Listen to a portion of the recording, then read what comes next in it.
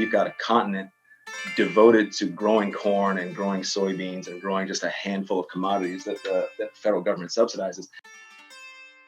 It's almost taken for granted. And we never really discuss how exactly the hell do we get here? To free ourselves, we have to feed ourselves. We determine what food security is. We have to look at what it actually costs to grow food. We have to be related to that equation. We can't have cheap food and have justice. We can't have cheap food and have Black Lives Matter all over the world. The concept of land ownership is fundamentally a European concept. As we're looking at developing societies that are a reflection of our highest values, this idea of individual ownership of land is something that we really need to get rid of. In running businesses, my first question always is, are they Black? It's so important for me to honor every step of a Black food system. When you ignore indigenous land stewardship ethics, you have a catastrophe. This ain't just about being fair to Black people or being fair to Indians. This is about, if you pick the wrong food production system, you're going to destroy the planet. And that's what's happening. Everything anybody knows about agriculture has already been done, and they learned from indigenous communities. The only thing that's going to save us is that which sustained us in the past. Okay. And that's that. We just have to come back to that, because the cultures that we try to erase are the cultures that have the answers. It's time to be hungry, but more than just for physical food. It's time to have a hunger for justice. Be a part of this growing culture with us.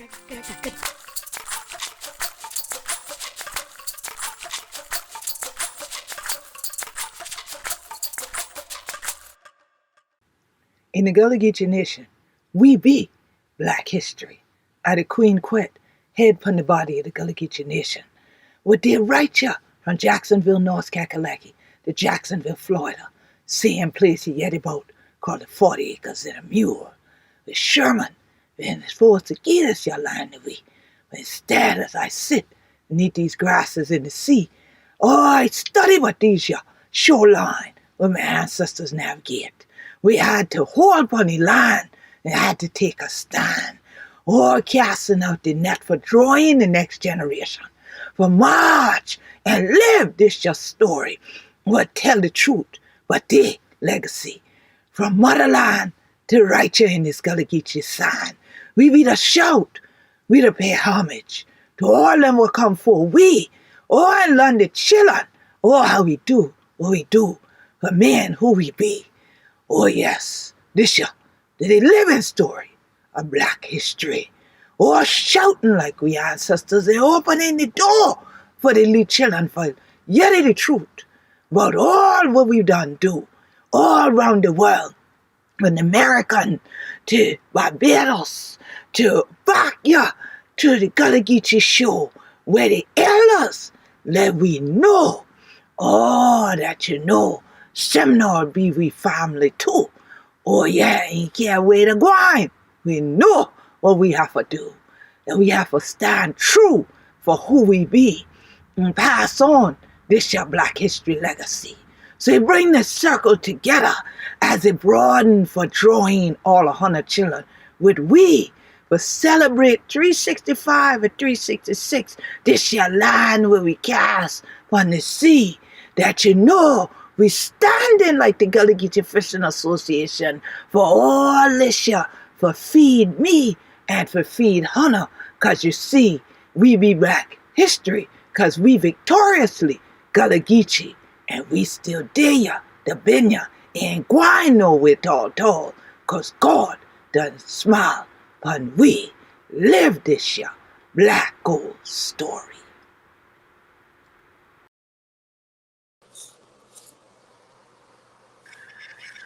Oh, freedom. Oh, freedom over we.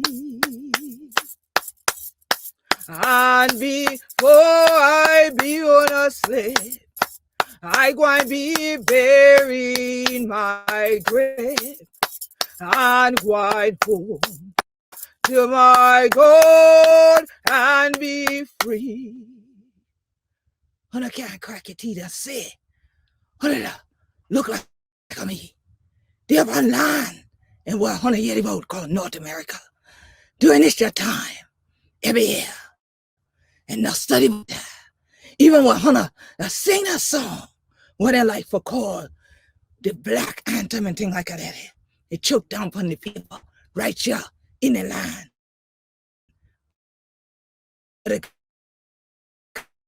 Yes, we did. This year they did. We sang up all 100 children of Mother Africa. But join me underneath this your tree. But yet about freedom. Celebrate who we be. About living the black story. The living we story. Living who we be. Ain't half of yet and think about the cracky. We'll see. Ain't no black history. So how? When I can't see, you have to see who we be. And I see you. I see me. That is the strength and who we be. So you never start up nothing like this show without paying homage to them who come forward. So this your day. I ask on it. The pause a little while and join in this your ceremony as we pour libation for all of Mother Africa children. Won't even make crosses and things like that. Because it's been a fight for his soul and for the journey. But steady, but know about the land and things like that. We stand. For them this your day we say, I share. And pour for all of these children who are there. All throughout the African diaspora. Still got him more anything like that for freedom. We woke up this morning with the mind stable. But going on to the future, we pour and we say, I share. For the elders were lonely. But how this your thing? But how the vision? Even while the rest of the people would tell them, say, crying for stay who it are and things like that. Then tell them to go and get any power. For hold upon them at this hour. We pour and we say, I share. And for all the freedom fighter of this hour who are butting and raising the next generation of them will know how to hold upon who he be and hold upon one powerful legacy. Black gold, richness to who he be round the world. We say, I share. And this your day where we take a moment of silence and honor the land, Mother Earth. God will bless we for the honor and honor all our ancestors. What on God, he body did it. That was his spirit, his blood, his sweat, and his tears.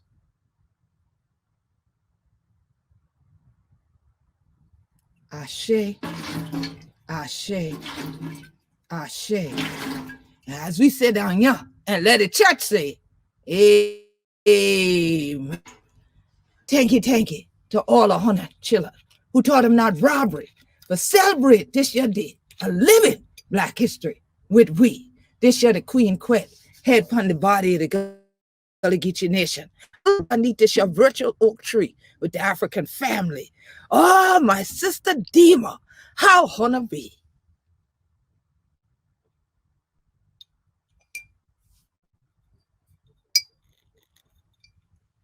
Ashe, ashe, ashe. Woo! Welcome, family, peace and great blessings. Thank you for joining us. Thank you for being with us. Thank you for honoring us and joining us in honoring those who come before us, those who join us, those who will come after us. Thank you for coming to affirm that Black history is human history, that Black history is in the making, that Black history is Black present, is Black future, and it's here. It's not one day, it's not one country, it's not one individual. It is everything, because we are everything.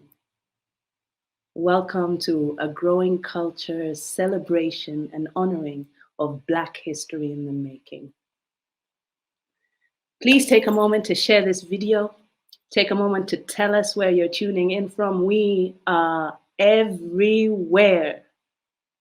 The root is in Mother Africa, but them branches went everywhere, like our seeds have gone everywhere. And we are just here to give you a glimpse of the glory that our people are, of the brilliance, of the excellence, of the resilience, of the power. And if your energy is not pumping just by this amazing introduction, stay around, because you're in for a treat. We're getting some knowledge, we're getting some wisdom, and I want to welcome all of you on behalf of a growing culture. My name is Dima Mahmoud. I have recently joined this amazing family.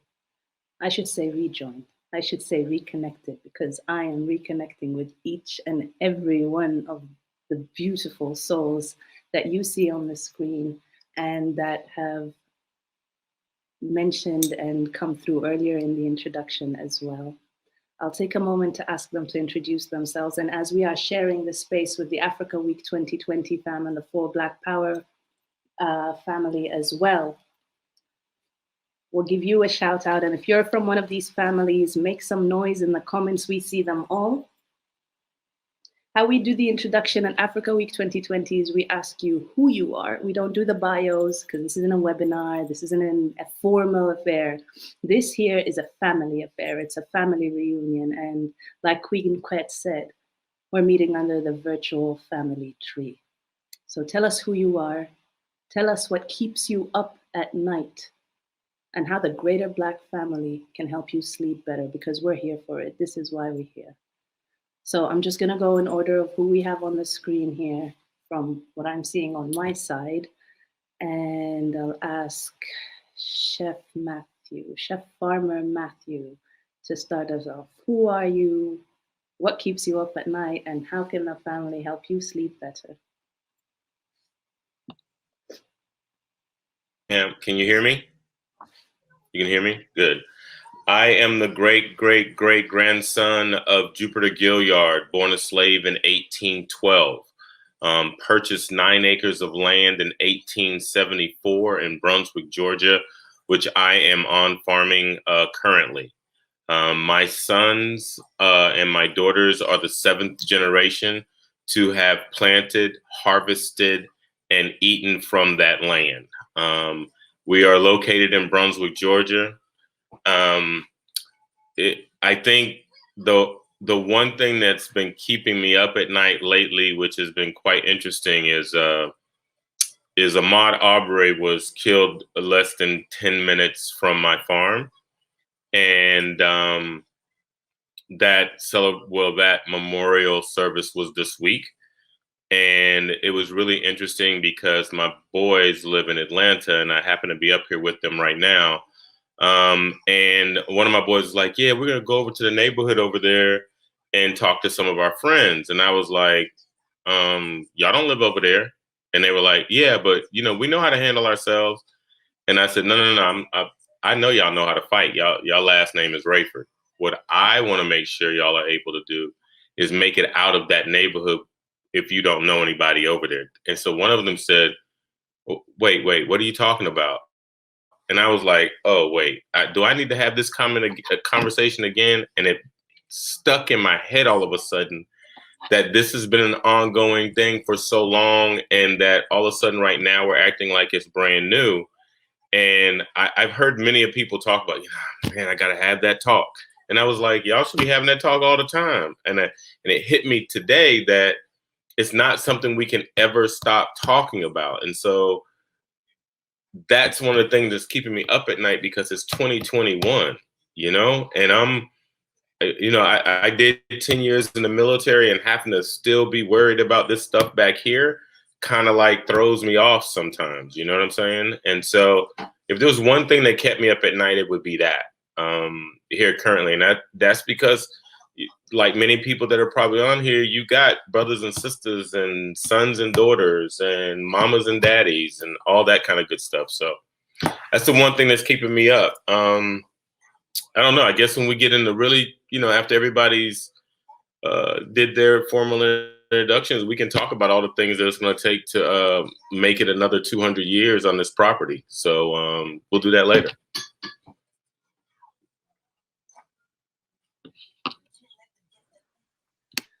Thank you. Amber? Hello, beautiful people. Who am I? I am a daughter of two beings that were Black from Brooklyn who loved each other. I am the daughter of Brooklyn, of hip hop, of a new sound, of streets, of struggle, of love, of liberation. I am all the things. I'm white, I'm indigenous, I'm Black, I'm that representation of America, which is confusing, but consolidated into one word that is Black. That is the best way I could describe myself. What keeps me up is the malnutrition that I'm seeing within Black and brown communities throughout cities on the East Coast, particularly from New York City all the way down to Virginia. I think it is truly heartbreaking to see how this government is failing its people in a time where people really need food and they really can't afford it. And so I stay stuck in a loop with my partner of just trying to discuss how to bring higher quality, nutrient dense, nutrient diverse foods to the Black and brown bodies that are desperately in need of it. I think to do this, to strategize around the system is very challenging. And what I need is just more communication with others who align with that and hear that and feel that.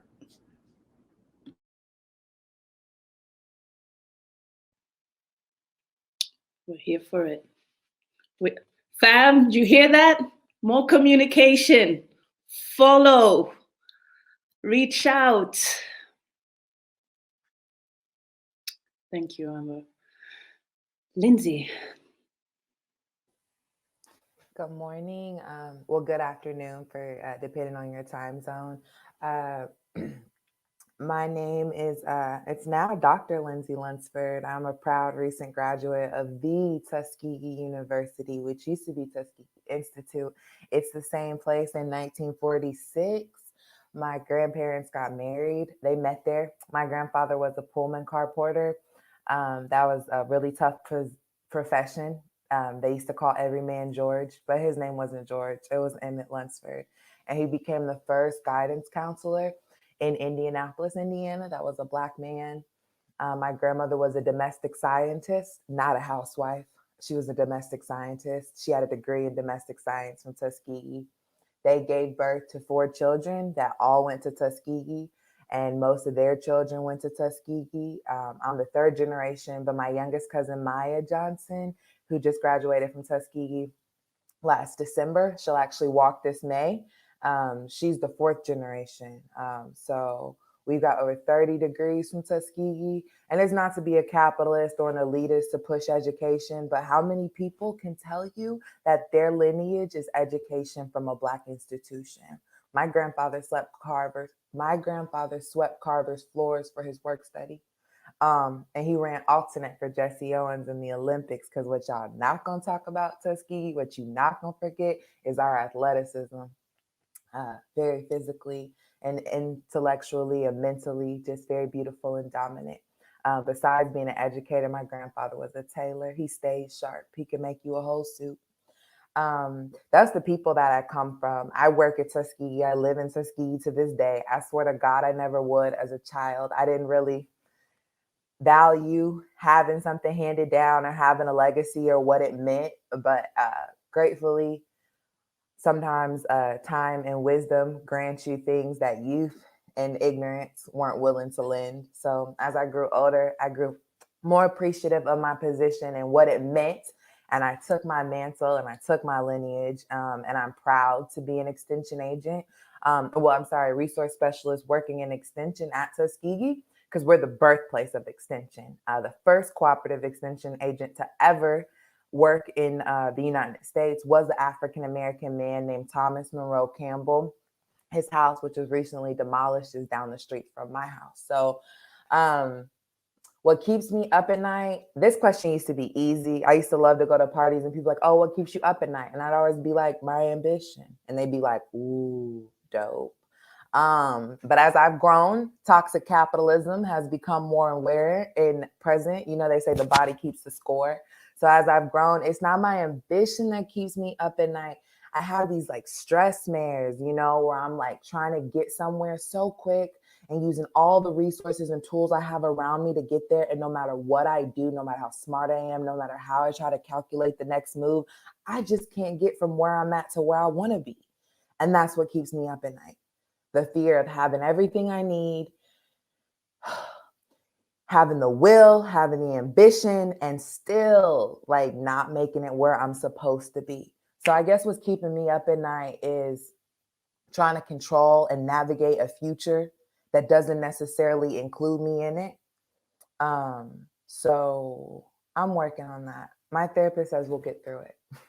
And that's all I got.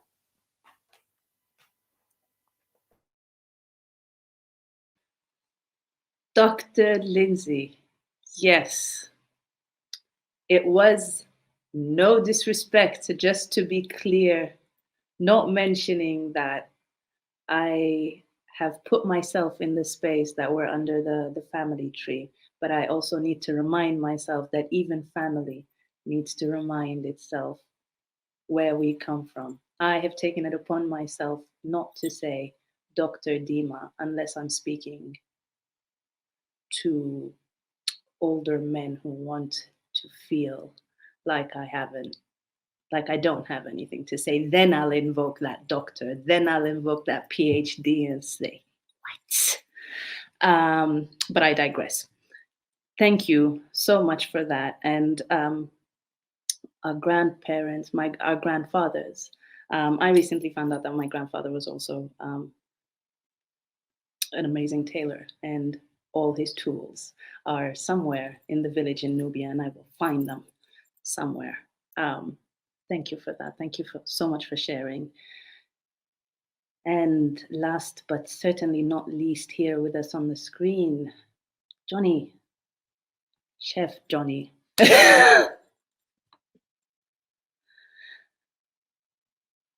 Right. Yes. Perfect. Well, first, thank you, Queen, for that lovely introduction. It was like a trance. I really appreciated it. And thank you guys for introducing yourselves. And I just always love hearing these stories. I think I'm the young buck out of everyone that's here. And I've been following you guys' footsteps. And I would say that's who I am. I'm a student. I'm a student of life. I'm a student of so many different things. But I would say I'm more so a vessel. I'm a vessel of our ancestors' wildest dreams. I'm not who my parents were, unfortunately. I'm not anybody who in my family has ever been. I am one of one. My family comes from some really deep poverty and institutionalism. And I think that they experienced those things and they knew those things. And they created a pathway for myself and my peers to be able to not be a product of those things, but to be an open vessel to what our community and what our culture needs. And I think that's who I am. I'm just a vessel here to do the work of the people. And as far as the things that keep me up at night, man, to piggyback off of what Dr. Lindsay said, I would say my ambition is probably one of the things that keep me up at night. But the thing that probably keeps me up at night the most is our lack of urgency. Urgency is something that really holds near and dear to my heart. I truly do believe that you should do it right or do it twice. But in situations like these, you gotta go with the wind. And I think that there are too many of us that are struggling for food. Too many of us that are living in such deep-rooted poverty that it keeps me up at night thinking that nobody else is or not enough of us, are woefully and gainfully employed into helping each other instead of helping ourselves as individuals. And I'm 100% about the idea of communalism, and not necessarily with the idea of the individuality. Whatever needs to be done for us as a people should come first before what we need done for ourselves individually. And I think that's what the mentality that'll take us beyond where we are. When we look at politics and so many other things, we vote based on what we need, based on what we believe, not necessarily based on what's best for us as a community, even if it means you get the short end of the stick. And I think that's what keeps me up at night is I don't mind having a short end of the stick, as long as 200 years from now, our people have the long end of the stick. And I think that's what keeps me up at night.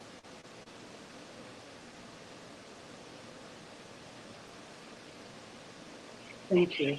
I'm just going to preface and say, can everyone hear me all right? Yeah? Okay. All these emotions and all this energy is giving me a very runny nose. And I know it might not look good, but I will be sniffling because it's this is what keeps me up at night. How do I get all our family to know and understand and see and believe that we're not alone in what we're doing? That so many of us are doing everything they can, everything they know how. How do we connect these dots? What keeps me up at night is all these dots, are all the dots I come across and all the dots I know each one of you is coming across, and how we can connect them and how this family can help, how our global family can help, is utilize this technology that we have that's being used to divide us, that's being used to prop this one narrative and paint us with one brush. Flip that script. Let's reclaim this narrative, use this technology, and tag our people. When you see something being done and you know someone working on something similar, tag them. Call on them. Introduce people to it. Even if you don't know them, just tag them. What they do with it is what they do with it. But let's start connecting one another. Let's start coming together. Let's start celebrating all that we are, all that we know we are, all that they're trying very, very desperately and very deliberately to say that we are not. Because this narrative that our global Black family is lacking, that all that comes out of us is war-torn or diseased, or whatever it is that they are peddling, is simply not true. And it's time that we come forward with this truth. And I cannot be more honored and more privileged and more blessed to be sharing with you all this learning experience from these amazing Black history makers that we have with us here.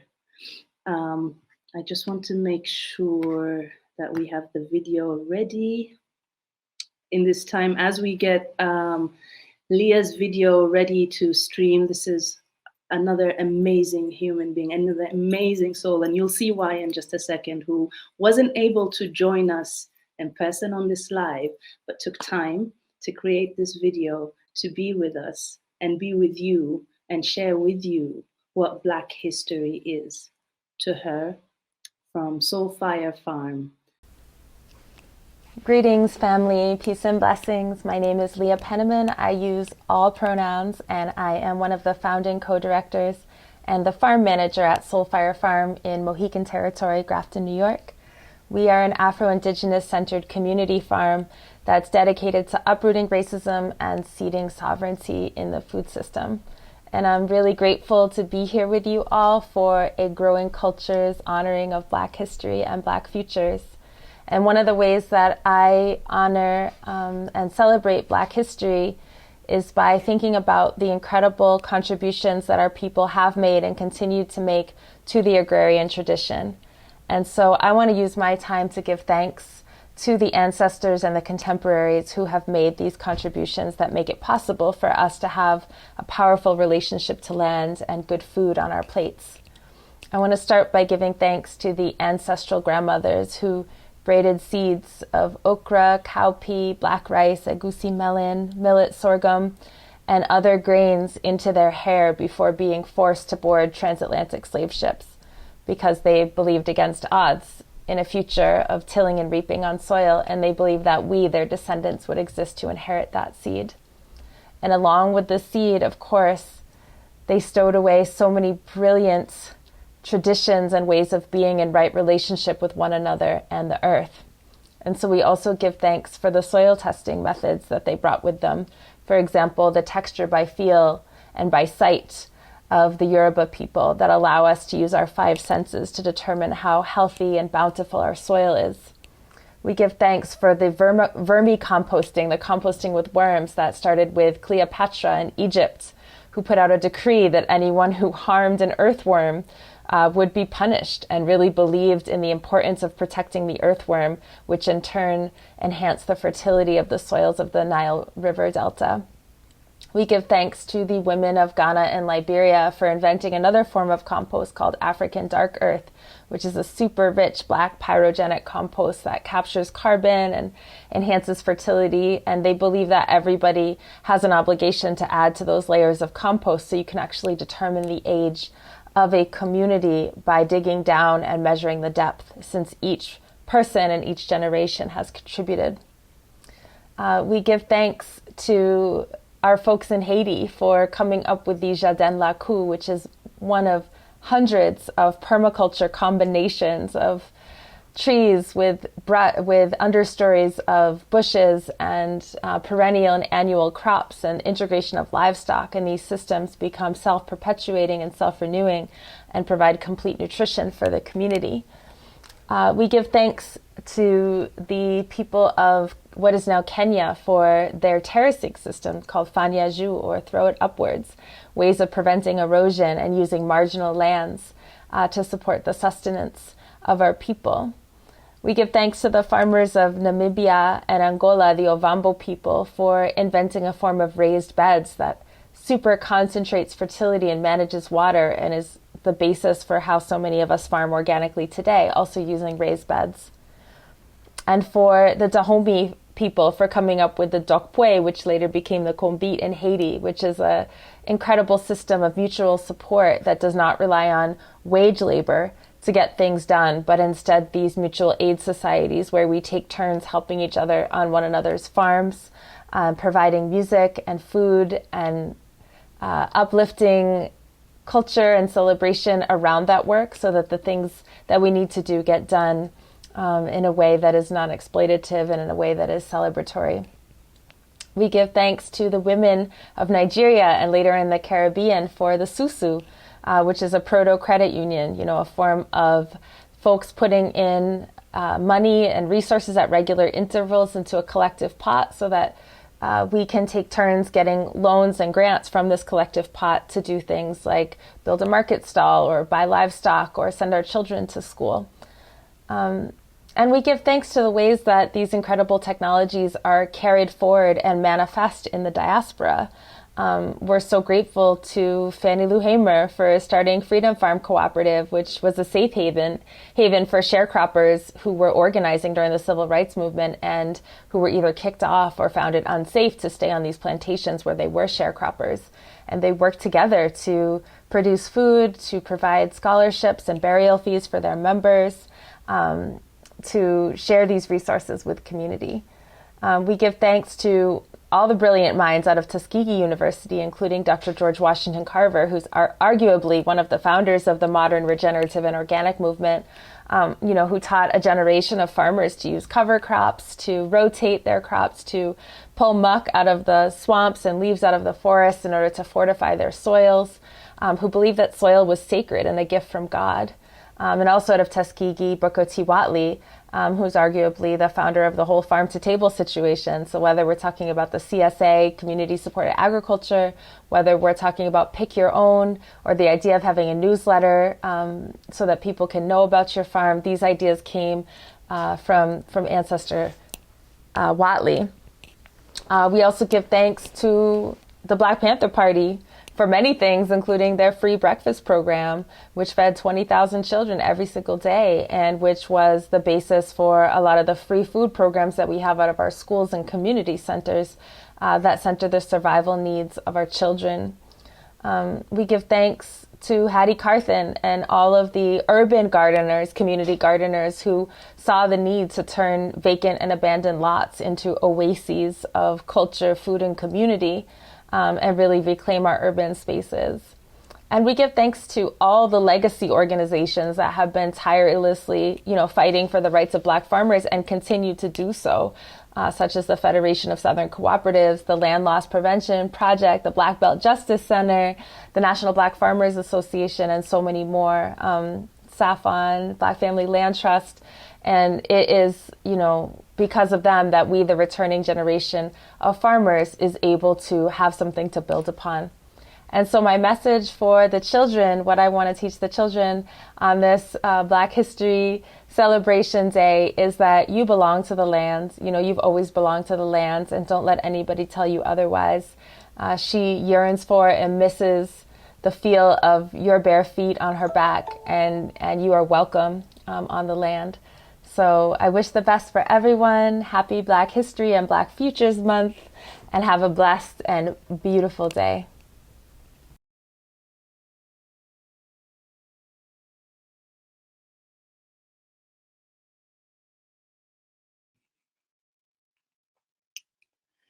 Wow. Thank you, Leah. You are with us in spirit, and what a strong spirit it is. Thank you, thank you, thank you for that lesson, for all the lessons. Half of the information you said I didn't know. So I hope you're tuning in and listening to this later. I'm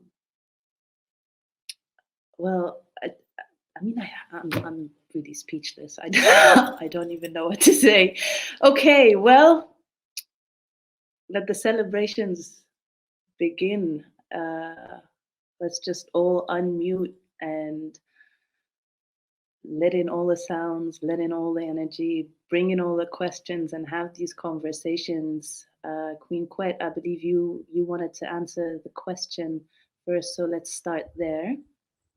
And Surely. From there, please hop in, jump in. As I said, I'm really here to learn. I mean, color coded and everything. I'm just here to learn and ask questions.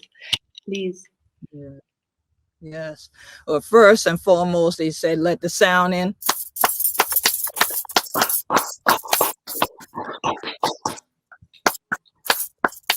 Yes, so we have to do that to join back together, to reunite around that circle of the drum that they've fought so hard to take from us. That's why everything I tweeted about this, everything I posted about it, said to bring the drum. We are the drum. We're the living drum. So when you ask the question, what keeps me up at night? And I'm just going to ask my brother Johnny to do me a favor, because your background noise, could you just mute for a minute? Because I want to make sure everybody hears it clearly. That's it, yeah. And so everyone says these things about staying up at night in a way that keeps them up because of stress, where actually for me, what keeps me up at night is praying over all of what all of you have said. I stay up at night because God has me up at night seeking. And so I am up at night. As much as I'm a computer scientist and love technology and can program it like the rest of them are doing, I know to unplug from it. I know that it has created altars, but not the kind of altars we're here to celebrate today to our ancestors, but altars to people's egos. And so therefore I unplug from that and I spend my nights praying and meditating and focusing, and as we would say, going back into the wilderness and things like that. And so they're clean, praying and meditating and focusing. And why? Because one of the key elements of our continuation to keep a circle continuous, you have all the dots that you keep mentioning, my sister Dima. You have to have all those dots. As a mathematician, pixels are on your screen. Computer scientists, these are pixels, they're dots. They only look like a picture, an image, a video, because they're together. They're united. So if we want to have the full array of color of who we are, we have to be united. So we cannot think that, oh, I should ignore the elders. I can ignore what the ancestors did. That's inappropriate. And it means that you are etching God out. That's what your ego is about.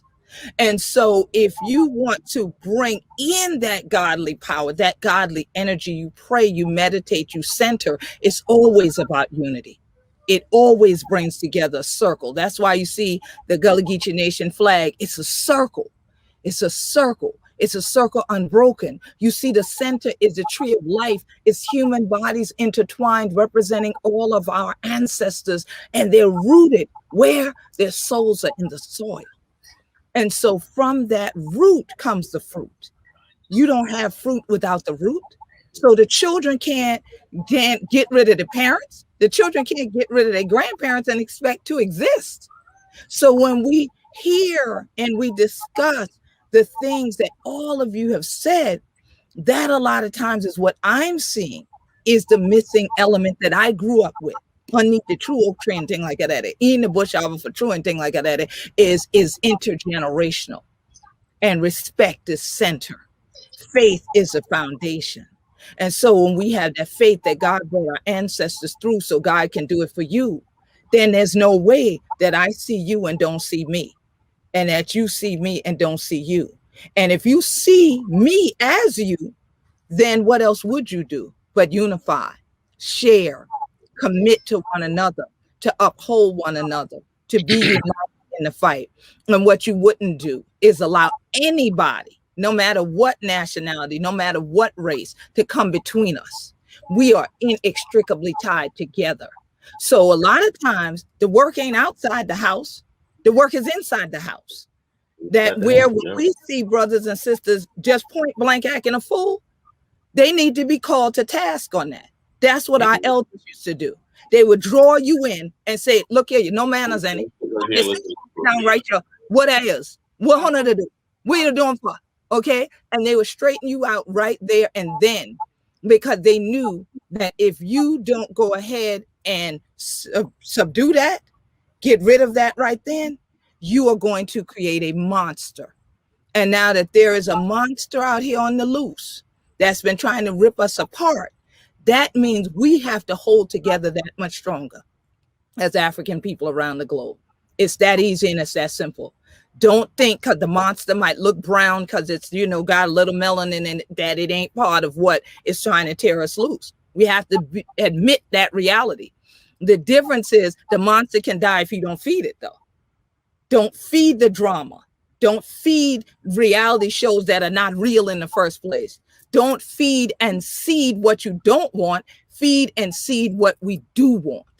And I know all of Hunter children with dear, y'all from agriculture backgrounds. I don't speak in Tuskegee so much of time I can't count. So I know my sister doctor know what I talk about. I know what my brothers, the chefs, know I talk about. The chefs, y'all know where us. Brother Johnny, that's why I asked you, but just get the background noise out.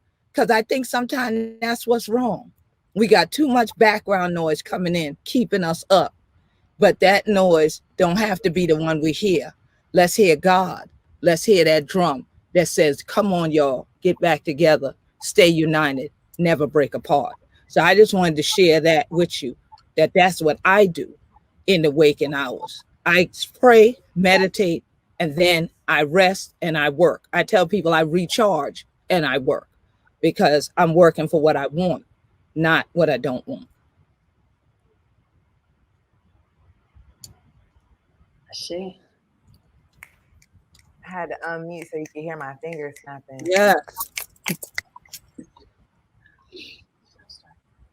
Yeah, you know, it's Queen. I so agree with it. I mean, I just put something in the thing saying how we gonna start off with Queen and end up with fire, because between the two of y'all got me like I'm trying to sitting up here in front of my son, like, you know, I don't know why I'm tearing. This left eye of mine is just. I know why.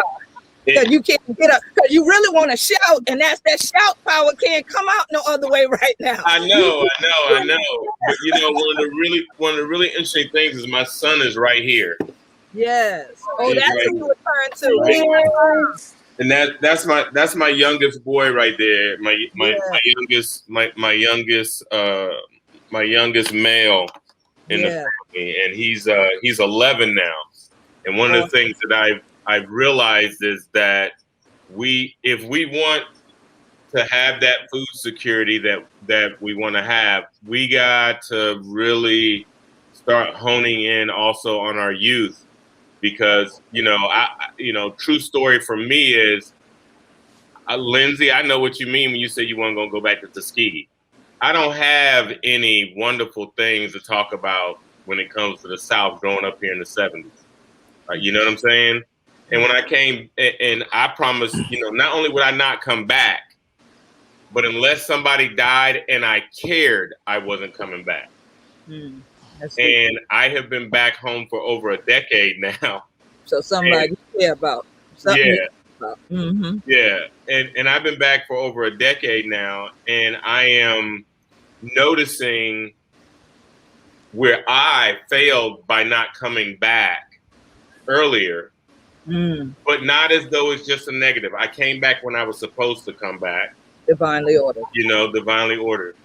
But I understand having held on to some of the things that used to happen, and then thinking, a lot of people think that it stopped at some point, the New South and all this other stuff. But the world as a whole is overt and covert racism. We just we gotta say that out loud and understand that it's there, regardless. I don't care about affirmative action. I don't care about all the rights and things. If anybody watched Men lately, you definitely want to fall off the thing and be like, damn, it took that long, And so we have to get our youth and empower our youth more, because a lot of it's really interesting. All the things that George Washington Carver put into place, Booker T. Whatley, the Black Panthers, all that stuff was for our youth. Right. And somehow those youth grew up and forgot or stopped or were able to run or got killed. Some of them got killed. Or definitely got killed. Yeah. And right now we gotta figure out a way to bring this generation that's happening right now into the fold of where things are and where that future is going to be, because there is no longer the song was the children are our future kind of a thing. Like the kids nowadays, like my 10-year-old, my youngest daughter is 10. Her mindset though, and understanding what's going on in the world is like a girl when I was 20 back in the day, like 30 years ago, because she's inundated with so much information. Like I'm having a conversation with her the other night and I was like, oh my God, I'm not talking to a 10-year-old anymore, because she knows things that nobody would have known 20 years ago when they were 10, because they didn't have the computer like they do right now. There's nothing she can't find out. And she's not having a child kind of conversation with me. She's having more of an adult conversation with me. Like this boy right here, sometimes I have to realize that he is like I have also taught him things like, hey, you can do research on this thing, right? It's not just for toys, it's not just for games. And he does that. And I'm just saying, I don't have the answer completely, but I do know this. When this boy is at the farm, he works on the farm. When he comes back to the city of the ATL, He understands he's in the city of the ATL, but he's getting enough of both of these worlds to understand that the eggs, matter of fact, he called the other day and said, hey, Dad, on your way up, make sure you bring some eggs. Because he understands where eggs come from. He understands what an egg tastes like right out the chute as compared to going in the Publix and getting something that's been in there for 4 months before it even got in the Publix. He understands the difference. And I think we got to figure out some kind of way to just, like, there should be youth at each one, at all these things that we're doing. They should be either in the background, having a conversation on the screen. And I'm not saying that we're not doing it, but I'm just saying that everybody that's connected right now should have some sort of children connected, because our kids nowadays, so far as technology goes, when you said computer science, Queen Quet, I think about my middle son and his ability to code right now. I'm like, I'm 13 years old coding on a computer. Like that, you got people with PhDs that been to school for how long to learn how to do all this stuff, and this boy's sitting there like, oh no, Daddy, this is all you got to do, and this what, and, you know, we got to bring these kids completely into the fold, because where technology is right now, and I don't know if anybody understands, and I'm going to go into agriculture as a thing, and then I'm going to step off the soapbox really quick, is that right now, the large $1 million tractors don't have a person in it. It's all computerized. It can go out there and seed 100 acres of arugula, come back and cut 100 acres of arugula,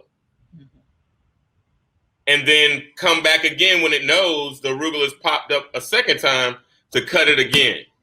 That's technology.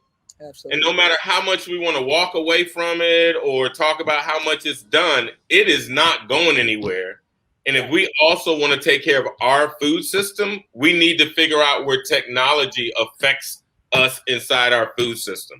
And math is important, because guess what? If you can teach a child some math on how to calculate how much water hits a tin roof and rolls off of it, now we're talking about these things. So when we're talking about why do you need math, here's why you need math. Because pretty soon the water supply going to get short. How you going to collect it? Do you know how to filtrate it? Do you know how to do your own filtration system with charcoal and rocks and sand? Like, these are all things that if we don't get our kids more involved, we are going to be getting our water and our food from someone that has doctored it to make sure that we aren't here anymore. Right. I'm just saying. Right. And you were saying it correctly. And I just want to do this for you.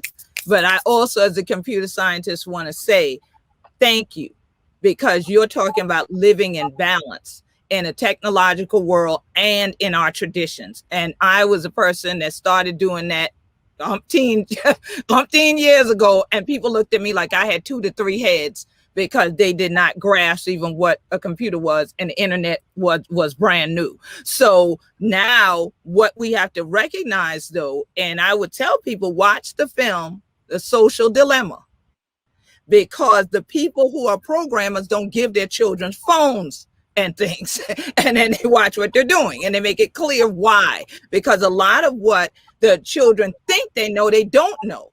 They are actually getting fed information that is called content, that's being created by others to fuel the altars of the ego I was talking about, to make them think they know more than parents and the elders, when then instead of being out there planting the seed in the ground, they're being uprooted themselves, and they don't even realize it because they're stuck on their device. So I thank you for sitting here as a Gullah Geechee Black man saying, I came back home, but I brought my children.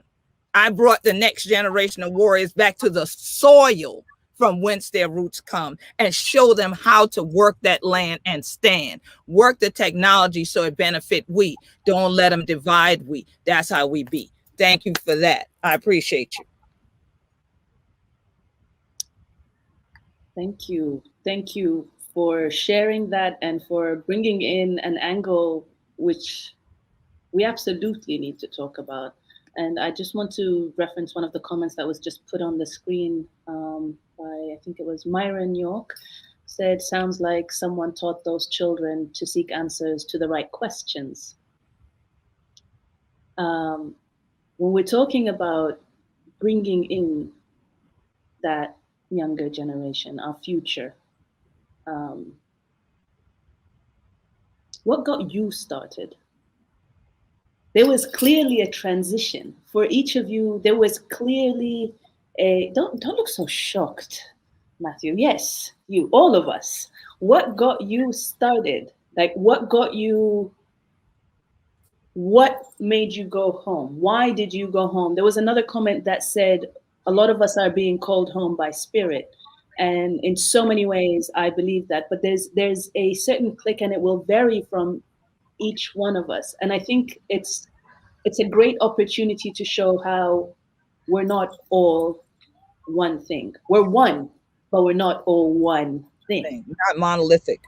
Right. We're definitely not monolithic. So if we can all just take a moment, and you can remember that moment where you said, yep, time to go home.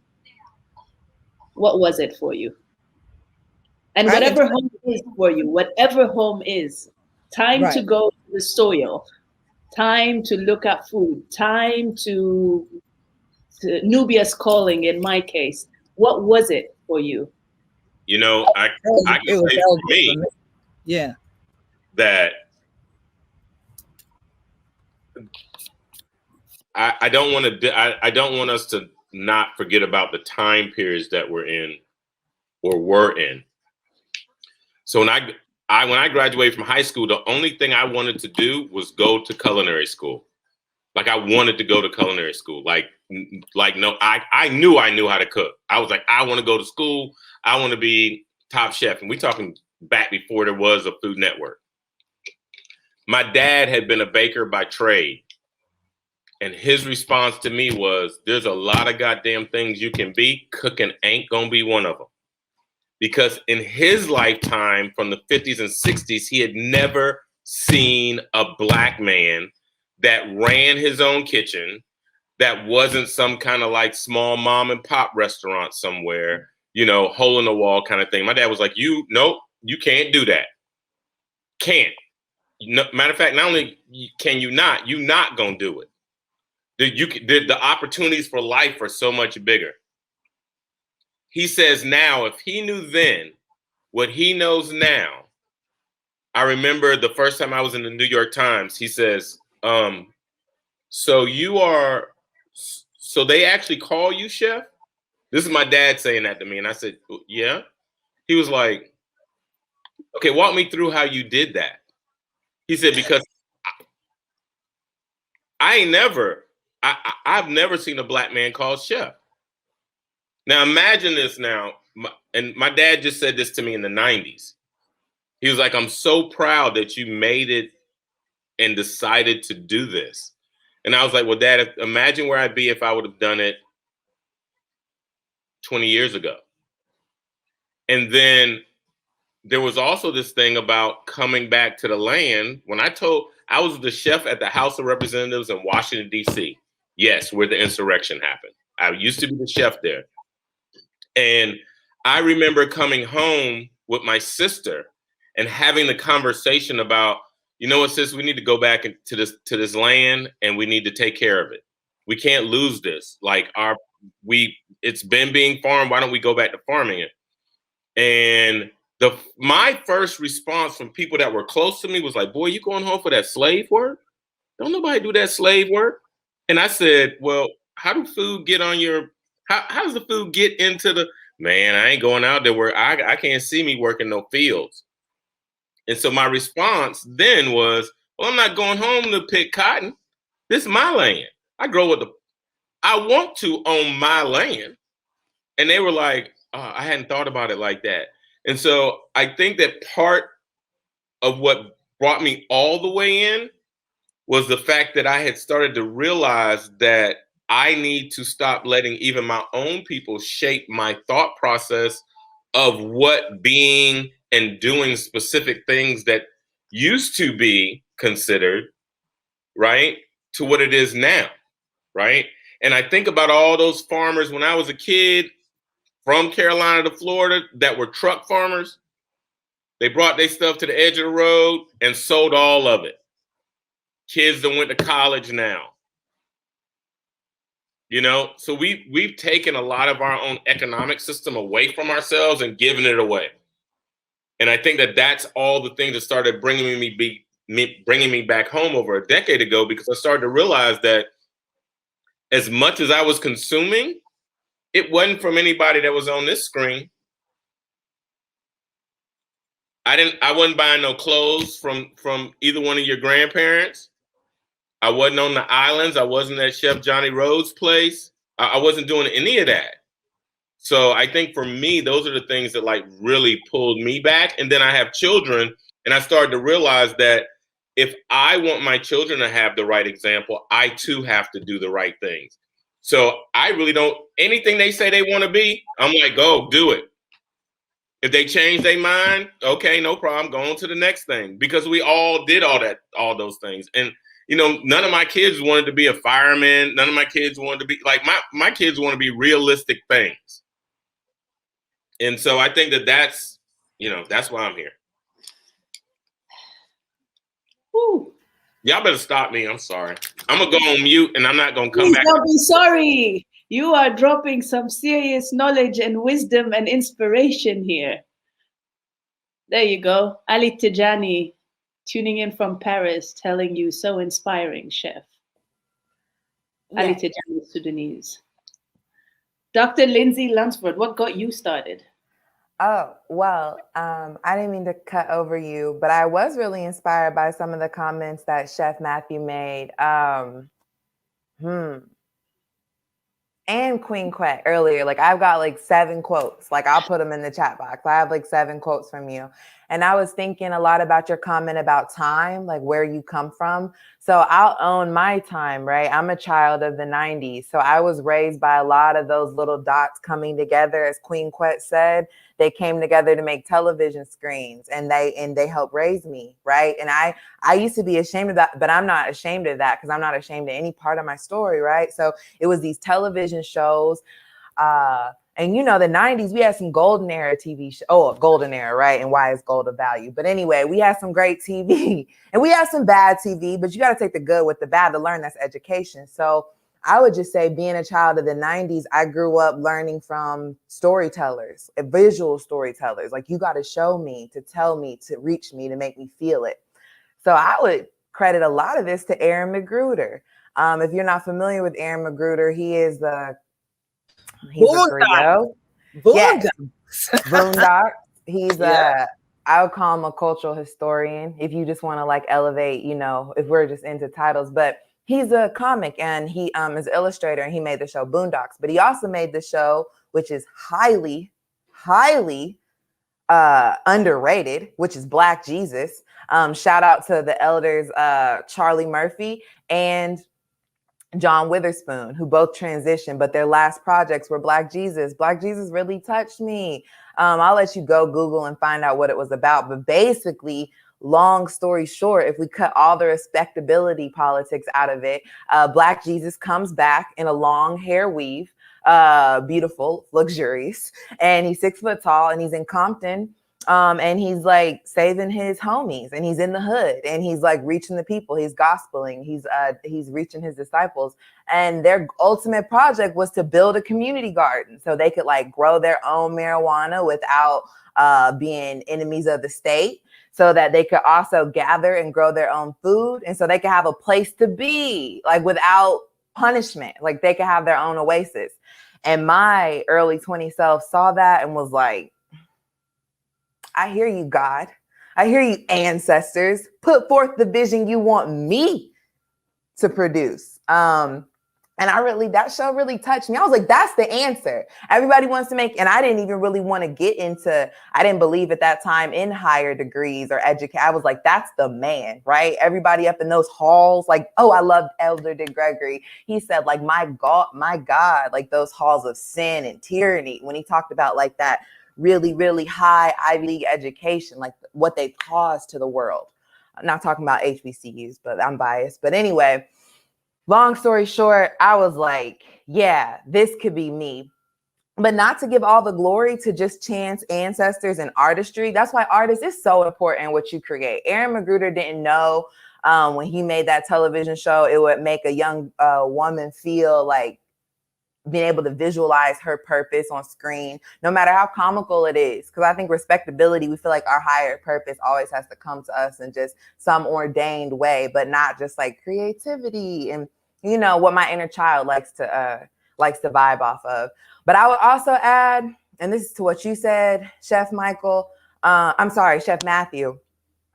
Sorry, I got excited. But what I would add to that is an elder saw me, like really saw me and gave me a seat at the table, not to his benefit. It probably could have been to his risk, but he took a chance on me because I would say he saw my hustle, my indelible, unknockable hustle. But I don't know. I feel like his ancestors spoke to him and he gave me a chance, which I think is something as I transition in my lifetime and through my lifespan, that's something more elders I see as it comes back and forth. They see us and sometimes they like, I don't know if you call it putting you under your wing or maybe bringing out your wing, but they show you. But one thing I would just add to that, and even what you said, Chef Michael, about your father kind of looking at your dream and putting his fear upon it, we're still doing that every day. So be careful with your youth development work. Be careful because hurt people. And my inner child needs a lot of work. So if your inner child ain't together, don't just be grabbing these children, putting forth your fears on them because your world, your vision of the future is incomprehensible to their vision of the future. So if they tell you, like, I want to be this, I want to be that, I don't want to be president, I want to like make cryptocurrency or whatever they want to do. Like, I want to make comic books. Like, don't put because we've just come from the 60s, 70s, 80s, 90s, all that trauma, right? Don't put that on them.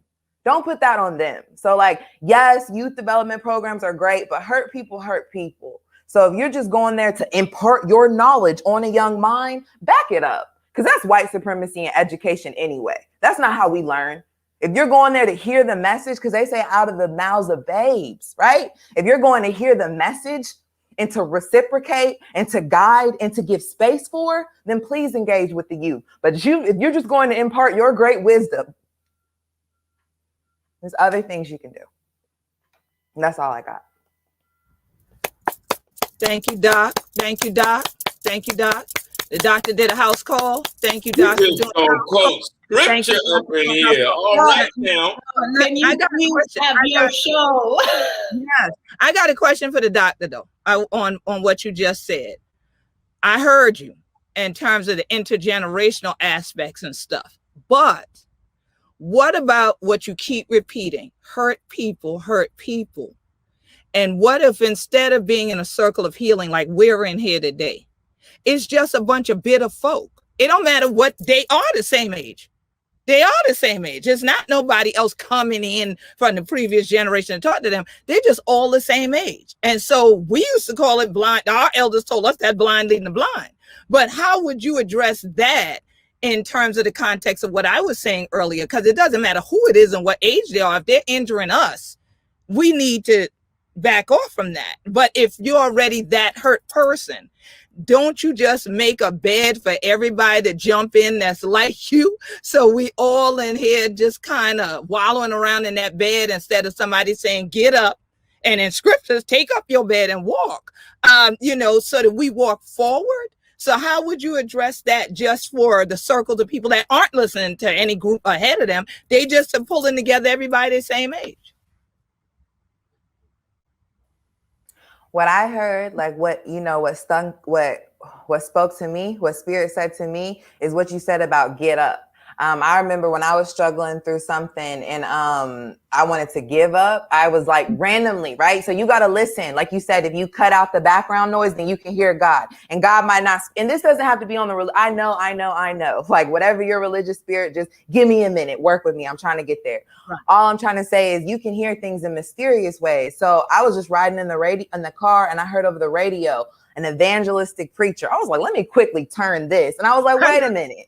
I was like, wait a minute.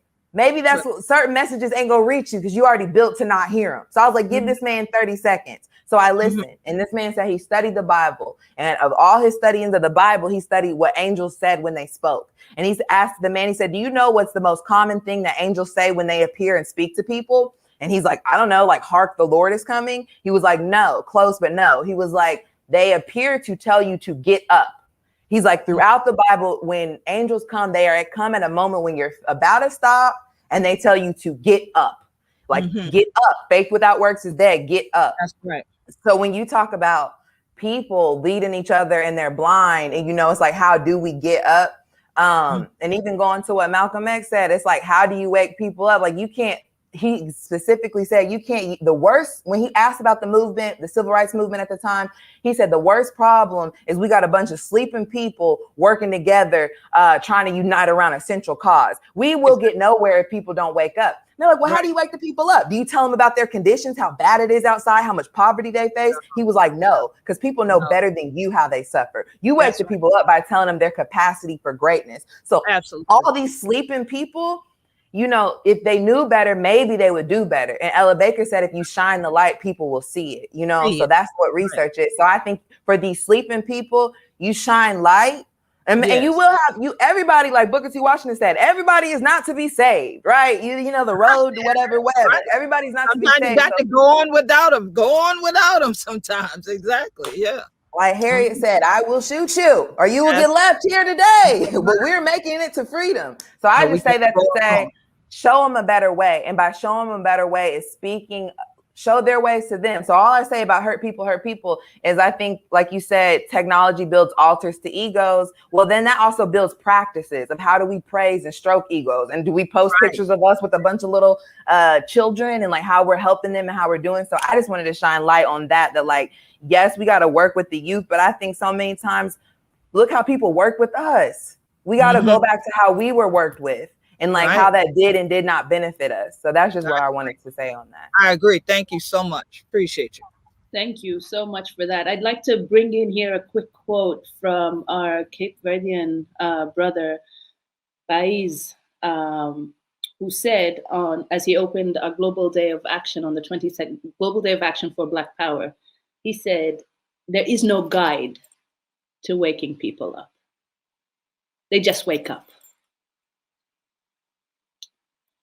There's no guide. You do it. And I'm so grateful to you bringing that in and saying it in that way, because sure, we have to work with youth. We need to work with our youth, but we need to be ready. We need to be absolutely ready to be wrong.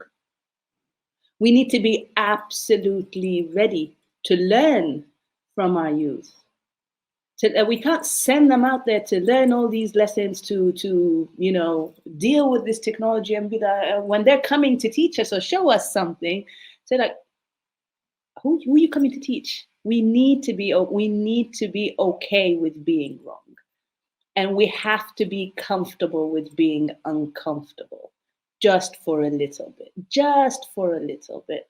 And from there, I want to pivot and bring in some, because you say they stay quiet for a bit, but then they're holding back some serious gems that are coming to drop. So, Sister Amber, come through, please. What got you started?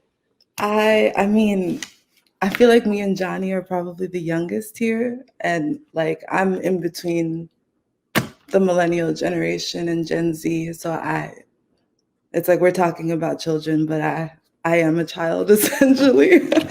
I feel like everything that's being said is my truth, which is why I haven't tried to talk. It's like what I feel and have thought and have said to myself, everything that was just said to each other. But I think my truth is I just come to agriculture with a story, and one that is very different. I don't have any direct ties to the South. My family doesn't have things documented past 4 generations ago. So my complexities were growing up in the North, but all we knew was concrete.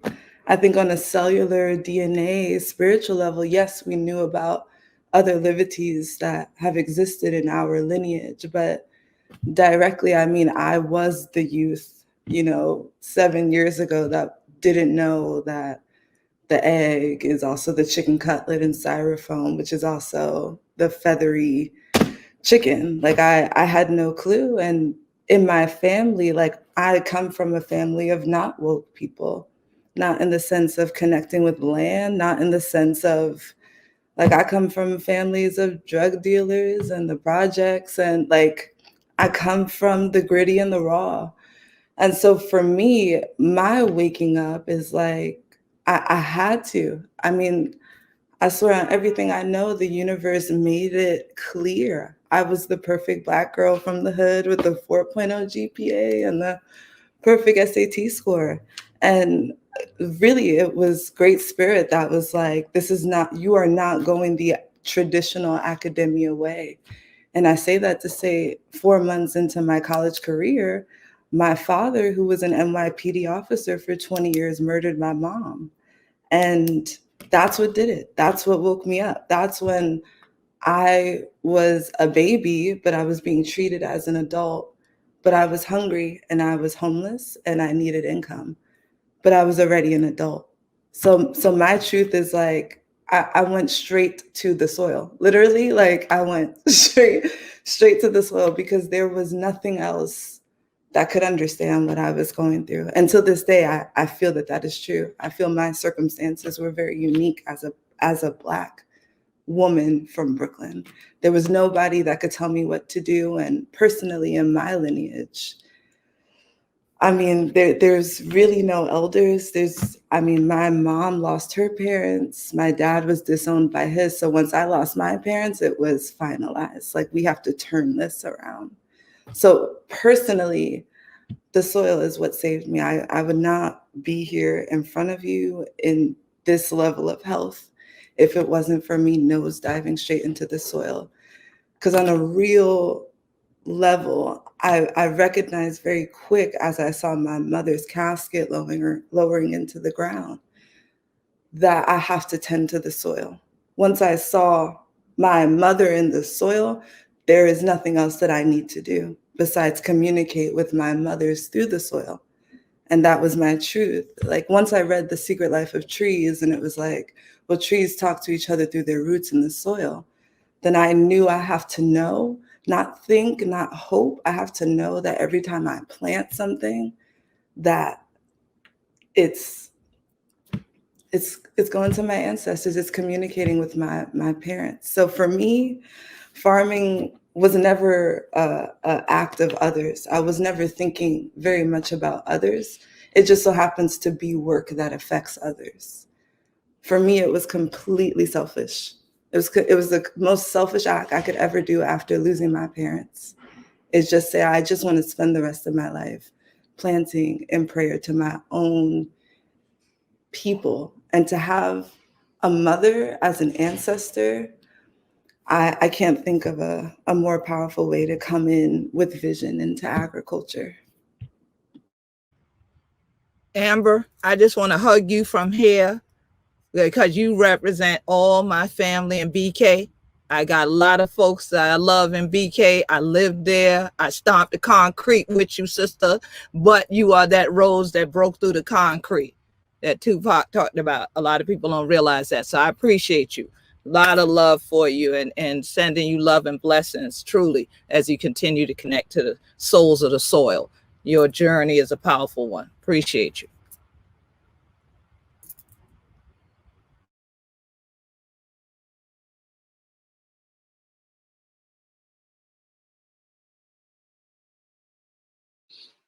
Sorry, I needed a moment.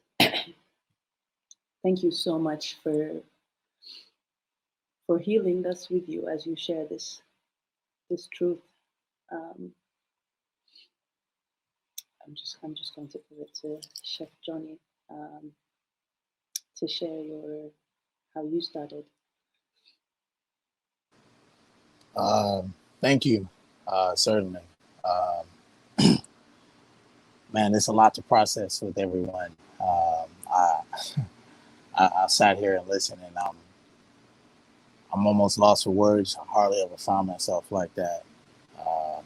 But I appreciate everyone sharing their story. I wish I was I wish I was a little bit more extroverted, to where I could, share probably more of my personal story. But I think I experienced, I share the same sentiment with Amber. listening to Dr. Lindsay and listening to, Chef Matthew, and then listening to Queen. You guys have such strong, deep connections to your Blackness.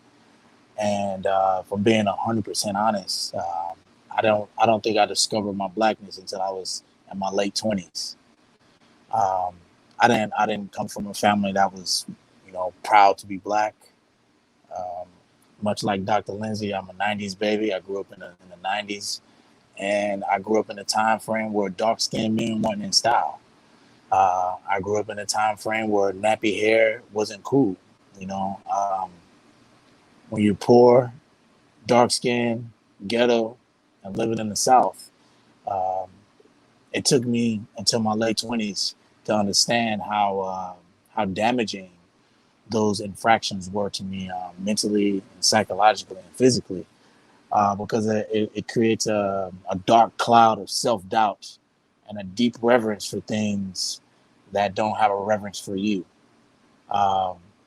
And I would say, I became awoken or aware of those things. And I think I very first became aware of those things the very first time I served as a United States Marine. So the very first time I ever went overseas, you go through all these different trainings and things like such. They tell you what people in the Middle East look like, all right? And then you get over there, and they look like niggas with good hair. I don't know how else to say it. They look like me, but they look like they have hair of which the people in which I was always told had quote unquote good hair. And I was dumbfounded. I was deeply confused. Even sometimes today, I find myself reflecting on that moment of complete shock of, man, this dude looks like he could be related to me. He looks like I would make fun of him for having curly hair at the family reunion.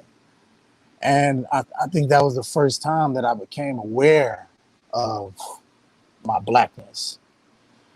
And I didn't find it in the United States. I became aware of my Blackness because I saw those people and they didn't look like what I was told they were going to look like. And I had my experiences there, and I came back home, and I would say maybe a year and a half later, not even, I was like 20, 21. Still hadn't really found my Blackness. And the Trayvon Martin situation took place. And being in the military, you're always taught that everybody's your brother, blase, blase. But at that point in time, Barack Obama was the first Black president.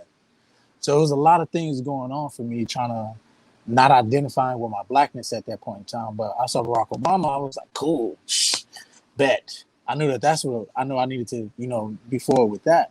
But then experiencing the Trayvons and then experiencing the Sterling Browns and all these other things that were going on, growing up in the ghetto, you hear about them, you see them.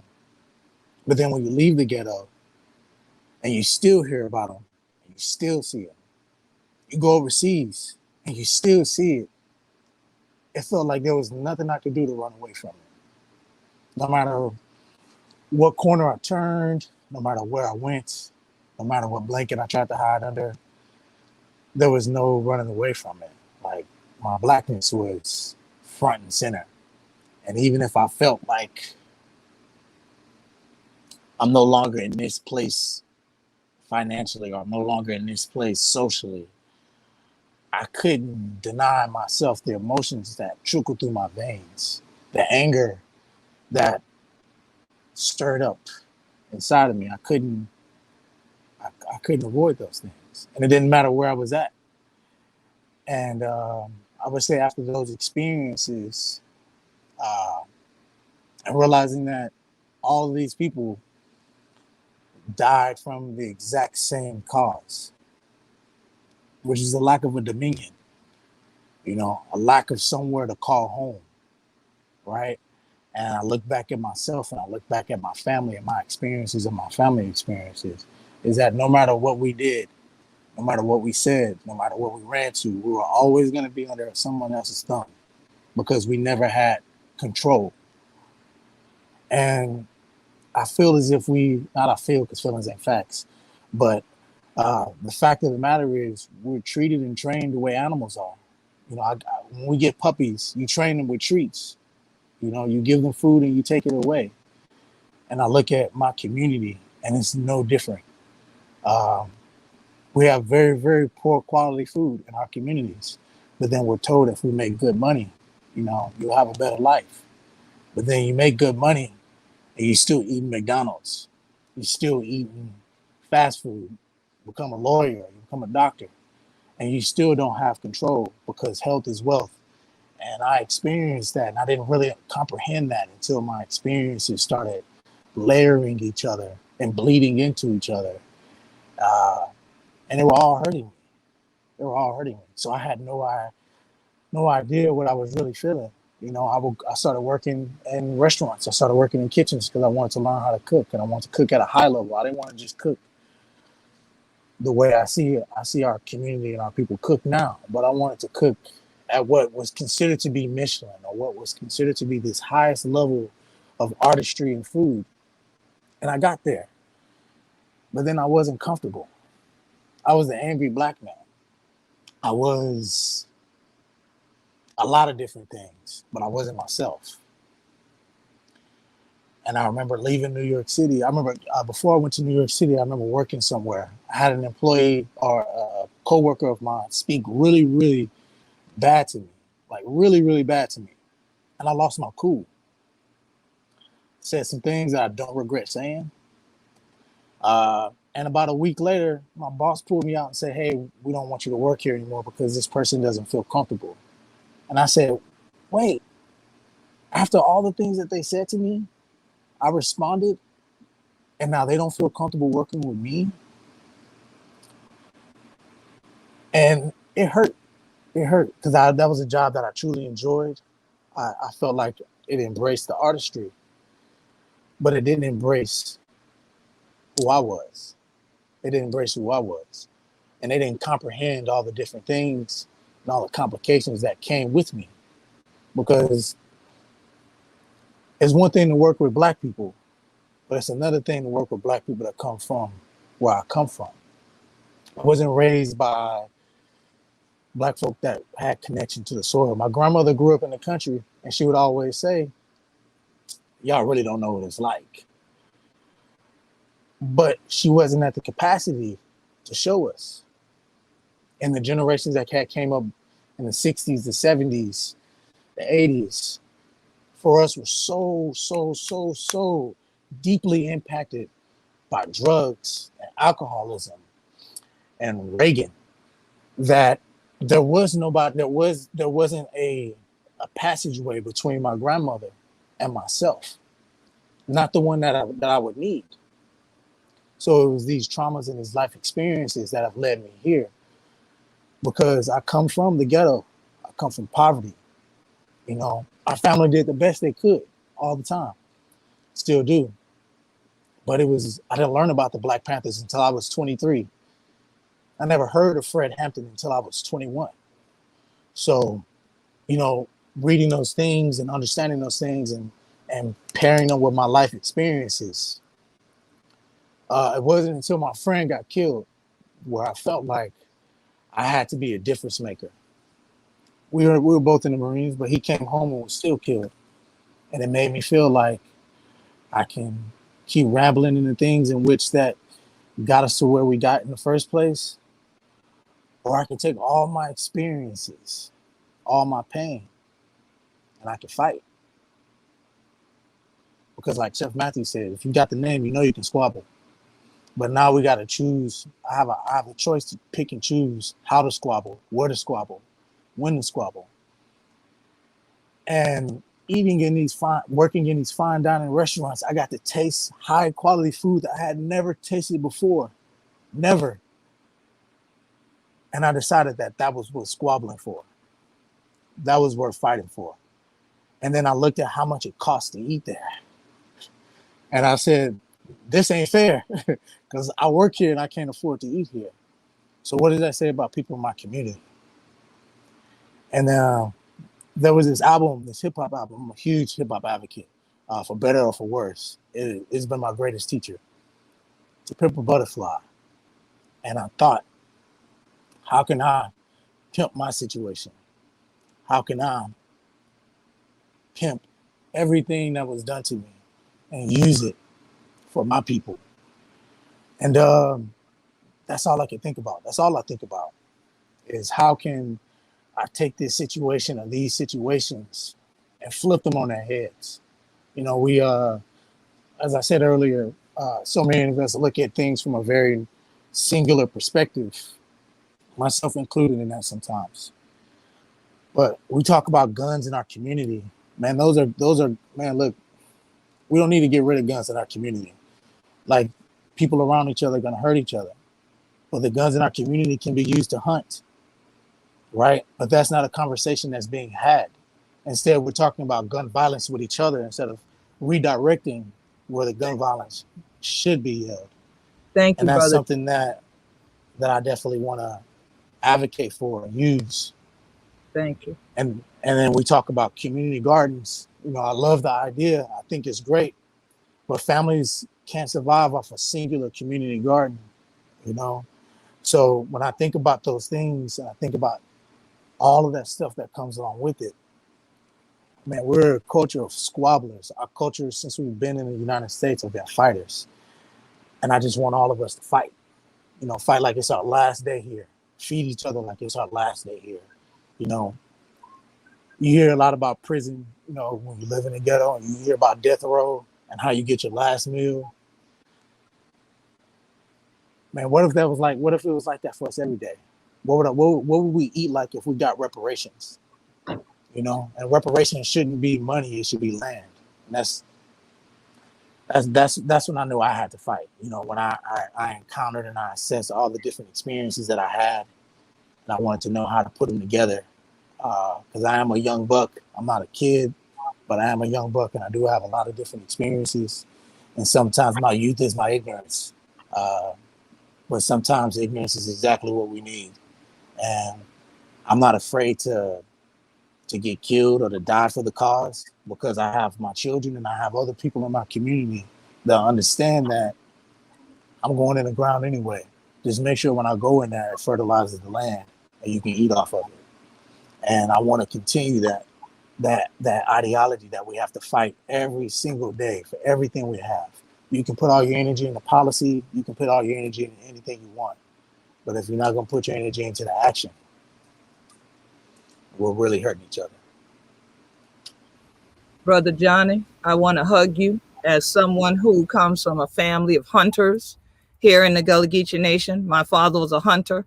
I was always an animal rights activist, so I'd be the one in tears when he'd bring the deer home. You understand, that kind of thing. But growing up with guns, one of the things I always let people know is guns. I never in my entire Gullah Geechee life seen a gun pick itself up and shoot nobody. The control is not about the gun, it's the control of the people. The people themselves and their spirits have to be aligned properly. We were always raised here to know a gun is not a toy, and you can't bring nobody life back. So it's not for you to decide that that life needs to go anywhere just like that, because you mad, because you upset, because that person got something more than you got, or you want what they want. You got, and this and that. That's not what you use guns for. So when you said what you said, I didn't want that to get missed in the discussion. It is critical that we overstand. Again, we have invoked the Black Panther name over and over. We have to honor the deacons of defense, from which the Black Panther Party got their symbol of a Black Panther and became known as the Black Panthers. The deacons of defense were the armed group from the South that watched after the leaders during the civil rights movement. They were not afraid to enact their right as landowners. Like you said, reparation needs to be land. Well, how are you going to stand? Because you're going to have that person that their ego is out of control, that says, well, Johnny got 2 inches more land than I got. You're going to have that.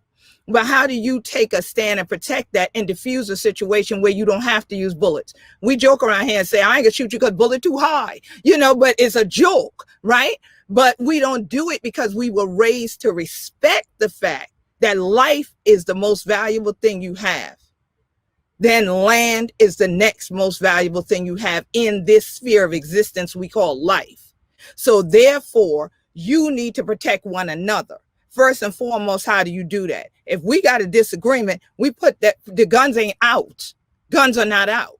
Okay, so if Chef Matthew and I got to talk about something, we should be able to get underneath the oak tree, just the two of us. Even if we have to go like this year, ain't nobody gonna be dead afterward. You see what I'm saying? But a lot of people don't understand that. And a lot of communities have been provided guns with no training, with no type of narrative that goes with it. It's like getting something in the mail and you got to build it, but ain't no instructions. So you just try to put stuff together. That's what we see with dumping them intentionally in urbanized communities where nobody owns anything, versus when people own land like you were talking about, and then being trained from children on up how to properly control themselves first and foremost. And then you learn how to control a gun. And you know a gun is not a toy, and a life, a Black life, is something you should value if you Black like me. But you got to start valuing it with you first. If you look in the mirror, you see you value you.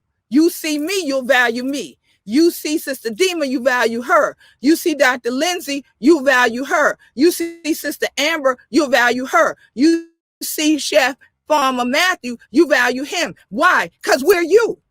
And I get it. I feel you. I only wish we were really under the tree, because I would have been hugging you and rubbing your back the whole time you were talking, and amen and hallelujah and yes and this and that. But I definitely didn't want that to slip by, because some people will look at you as a Black man and get scared because you said what you said. And I just want them to know, those of us who have been raised in hunting families, we know what it is to have guns and have everybody around us have guns, but that doesn't mean that we use them to kill each other. I come from an island where homicide is unknown, but everybody got a gun. So that means it's not about laws on the books. It's about the law in your spirit, the law in your mind. Mm-hmm. So I just wanted to embrace you on that, brother, and just send you love for real. I appreciate that, Queen, so much. I think it's so integral to our survival is our ability to hunt and farm. Like Chef Matthew said earlier, can you clean the water once you collect it? All these things have been so lost in our communities, and different spectrums, from the education spectrum to the people that are not educated and living in poverty. Some of the most educated people can't take care of themselves. No different, but you have people that are living in poverty that are more ingenuitive to take care of themselves, but still don't have necessarily the education to do it long term. And my experiences let me know that it's time for that. Yeah. And Johnny and Amber, I want to say this out loud to both of you. Age and what you all have brought into this sphere of our conversation is set up and you also, Dr. Lindsay, is all set up in the wisdom of life. Your life experiences have given you wisdom beyond your years. And there's something that my nana used to say to me all the time is common sense ain't too common. And I want you all to walk in what you are, and walk in your experiences, because it's all the wisdom that you are walking around with. You all everyone on this call has so much to share. Johnny, listening to you alone, I literally, I just want to tell you this. I did the exact same thing that you did. I was 1 year out of the military, working in a hotel. Well, barely 2 years out of the military, working in a hotel. I had learned enough to become a sous chef. Hadn't been to school yet. Applied for it. Wasn't given the position. I trained the new sous chef. I come into work one day. He's telling me what to do. I go off. I walk into the chef's office, shut the door, and was like, what's going on?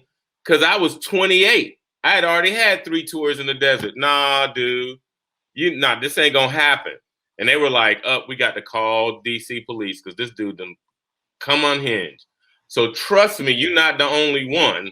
You know what I'm saying? And I'm not saying that you thought you were, but just so you know, you younger than me, and I did the exact same thing. So it happens so often, and that's why I say you both of y'all, everybody on his walking around with wisdom from having had life experience.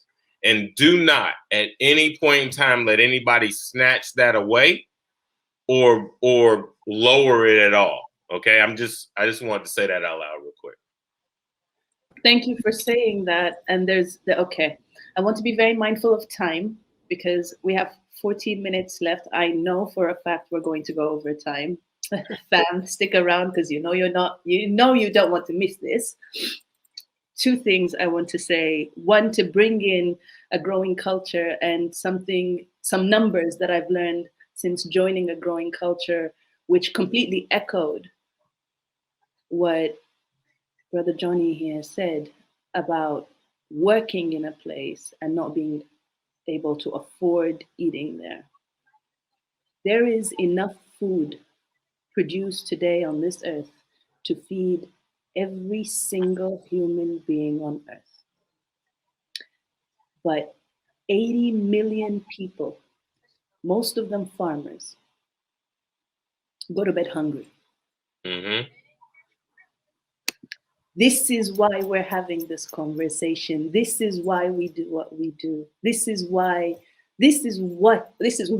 of the many things that a growing culture is fighting for. And to hear you echo this in the food in the restaurant industry, and to hear it again being echoed by teachers who teach at schools they can't afford to send their children to.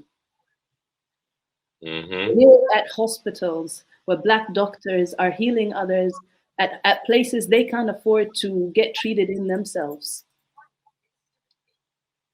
It's the same. Mm-hmm. This is why we need to connect these dots. This is why we need to come through and let each other know that we're not alone. Mm-hmm. Some of us know we're not alone because, we feel our ancestors' prayers, our support. We feel that love that's being channeled and poured in from people we haven't even met yet. But for those of us who are still distracted by the background voice, who are still not able to catch a breath from everything that's thrown at them from every direction, we need to do every single thing in our power to be loud and clear to say, we are here. We see you. We see us. We keep us safe. We feed us. We show up for each other. Mm-hmm. And on the topic of youth, despite my mother might be disagreeing because of the silver linings that I have on the side, there is a saying in Arabic that says, youth is that of the soul. So, however young you feel, know that the experience you bring forth, the knowledge that you bring forth, has been through lifetimes before, and you're just remembering them. And so the most comfortable place I feel in after being close to water is a swing. And I don't care what child is going to scold me because I'm on that playground and saying on that swing instead of them. I'm taking my time on that swing. And they can call me a child all they want. And that's fine. But speaking of youth, we have a young king here. And his name, or one of his names, actually means young king. We have Amir coming through, and he has something to say for us. Welcome. Hi. I just wanted to say that as a Black person, sit right here. I feel sit like right here so you can... for all the time that we've been fighting peacefully for equality and no one ever listened. So we never got very far, obviously, because we're still fighting for this today. And it shouldn't be taking this long just for people to acknowledge we're equal. That's it. That's all we're trying to say. It's all we're trying to do. And no one listens. So we're still in this and we're separated. And one day there's going to be a time where everyone's like, oh man, these people thought of this, but then we fired them. But they'll be gone because we all have our ideas, and we're going to be able to create our own businesses and do what we want to do and make the world a better and safer place ourselves, instead of trying to give our ideas to this person who will eventually probably try to take all the credit just to make the world a better place. Because in the end, we're all humans. We all live on the same planet. So there's nothing really different about us except the color of our skin. So there shouldn't really be as much problems as there are today.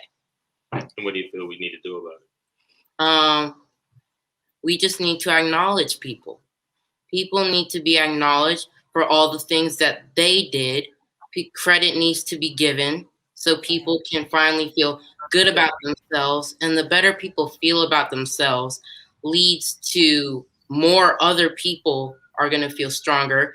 And that helps businesses rise. It helps people really understand now that they have power and they can go far in life, and that they can continue their dreams and do something to make the world a vision of the world that God wanted the world to be. Because it's not that world. Right. Ashe. Ashe. Amen. Amen. He preached. Yeah. Yeah.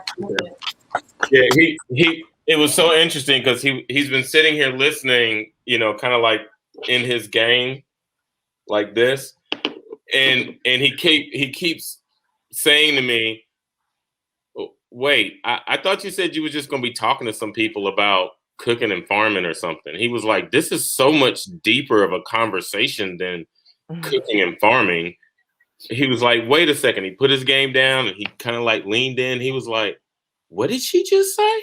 What did he just say? Oh my God." He was like, "I'm trying to tell you, they are saying it on here." And I was like, I said, "Do you have anything you want to say?" He said, "Yeah." He said, "One, we ain't never going to stop fighting. Two, you got a lot of guns, Daddy." And I was like, "Oh shit." Amen. Yeah. Daddy say that, you know what I'm saying? Because, it's interesting when Queen Quet said, how guns and what you were saying, Johnny, how guns don't get up and kill nobody, No. So I've always been a long arm person. A handgun for me means I got to be super close to you. And I don't really want to be that close to nobody if I got to really do something. Right. But one of the things that I've shown all my kids is here, these are Daddy's guns. You're not supposed to touch them. I don't want you to get inquisitive. As a matter of fact, let's go outside so you can hear what they sound like. Mm. And every last one of my boys have been like, "Oh, that's good. You just leave that over there." Because the sound alone is enough to have you "Oh," you know what I'm saying? Mm-hmm. So teaching our youth as quickly as possible, giving them that internal compass that Queen was talking about. Where are our morals at, right? Are we teaching those things? Right. And if we're not teaching those things or having those conversations, the compass can go just boop, real all quick. You know what I'm saying? And the wrong direction. The other thing he said right before I said, "Hey, you still want to talk?" He said, "Daddy, there's good and bad in all people, right?" He said, "You know that, right?" Mm-hmm. And so I think that's another conversation that we also have to keep in mind, Queen. Like when you were saying, we got to take the good and the bad. Yeah, there's balance. You know what I'm saying? We can't just separate the wheat from the chaff and be like, they was never together. You know what I'm saying? We have to take the good with the bad, because that's what gets us to these next friggin' levels. Right. Exactly. I just want to jump in and say, I'm totally here for orienting youth, but I think if you hear me and Johnny, we were youth with no orientation, mm-hmm. and to trust in, one thing I can say about my mom and what she taught me is as long as we're getting 1% better with each generation, I'm good. I'm mm-hmm. good.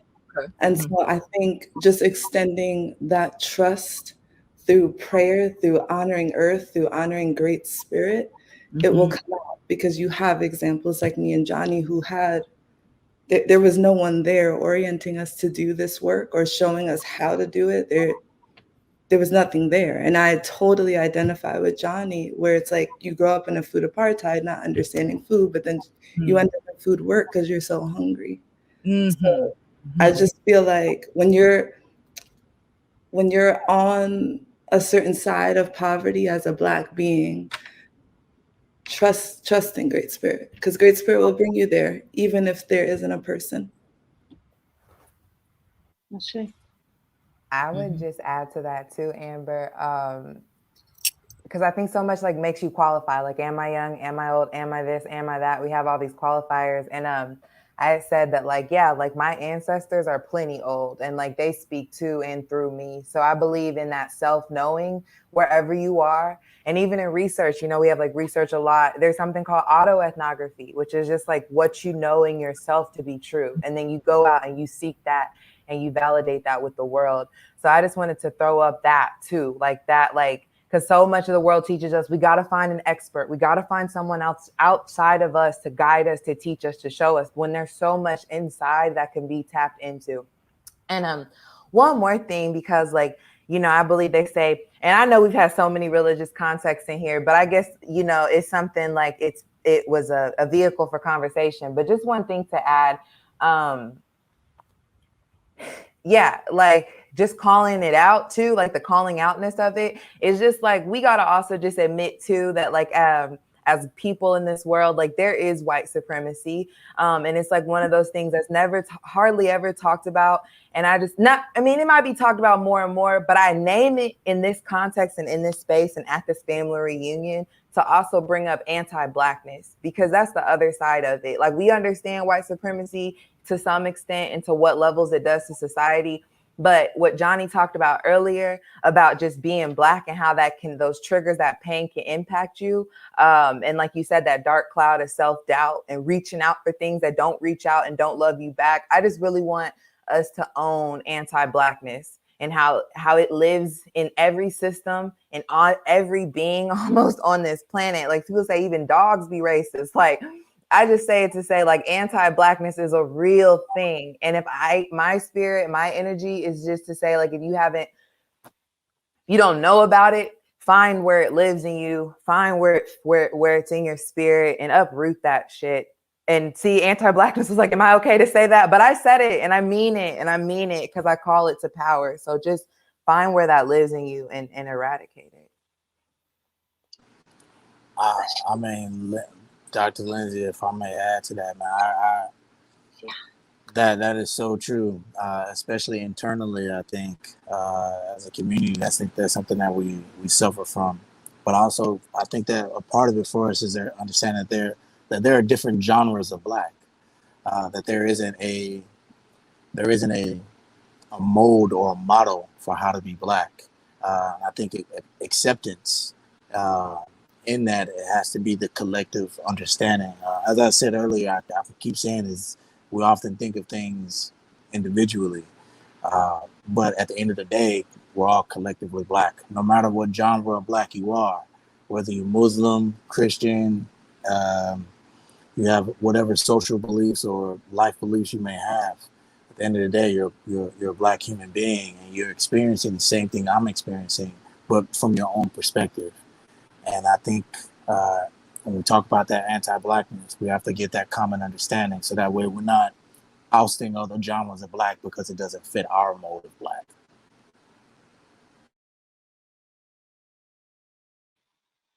Thank you for that. We also have to acknowledge it in our midst.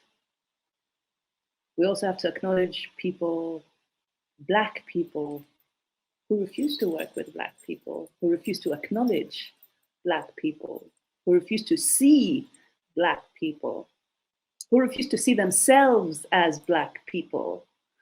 And it's all right, you know, you can identify however you want to identify, but don't impose that on other people.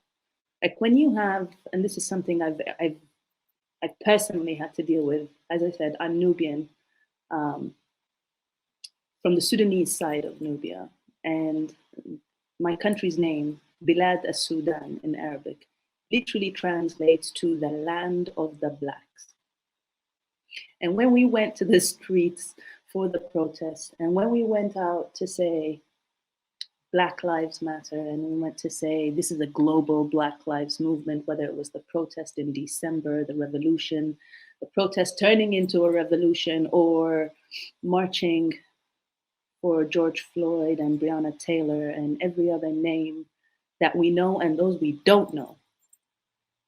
You have Sudanese parents who will look at you and say, why are you going on the streets? We're not Black. Be like, your country is named the land of the Black. Come back and tell me how we're not Black. But I digress again. But that's something we definitely need to acknowledge. And like that young king said, people just need to be acknowledged. They need to be seen. We need to see each other. We need to know we see each other. We need to know that we know. We do have a question here, and I think for all of us, and we'll wrap this up. Oh, sorry, Josh, I know you were on it. Okay, what's your goal for the next 10 years? Is failure an option? These are 3 questions. Mejdi, I will choose how you do it, answer all of it, answer a bit of it, however you feel like answering. I just want us to be mindful that we have about 15 minutes to wrap up. What's your goal for the next 10 years? Is failure an option? How confident are you that you're on the right path to achieve success? I'll go first. My answer to the last part is failure is not an option. No, that's my answer to that. Giving you what my 10-year plan is, I would never do that because I'm very familiar with COINTELPRO. So just watch me do it. That's what I just like to say for my answer. Whoa. That snap. Who's next? Oh, goodness. I'm a little different on that, Queen. My thing is, I'll tell you my 10-year plan and then challenge you to come try and stop me. So, I say my 10-year plan is not feeding people, because I think feeding people can be great, but it's also a crutch. But my 10-year plan is acquiring as much land as I can so that people can grow their own food and barter. I don't know how else to put it.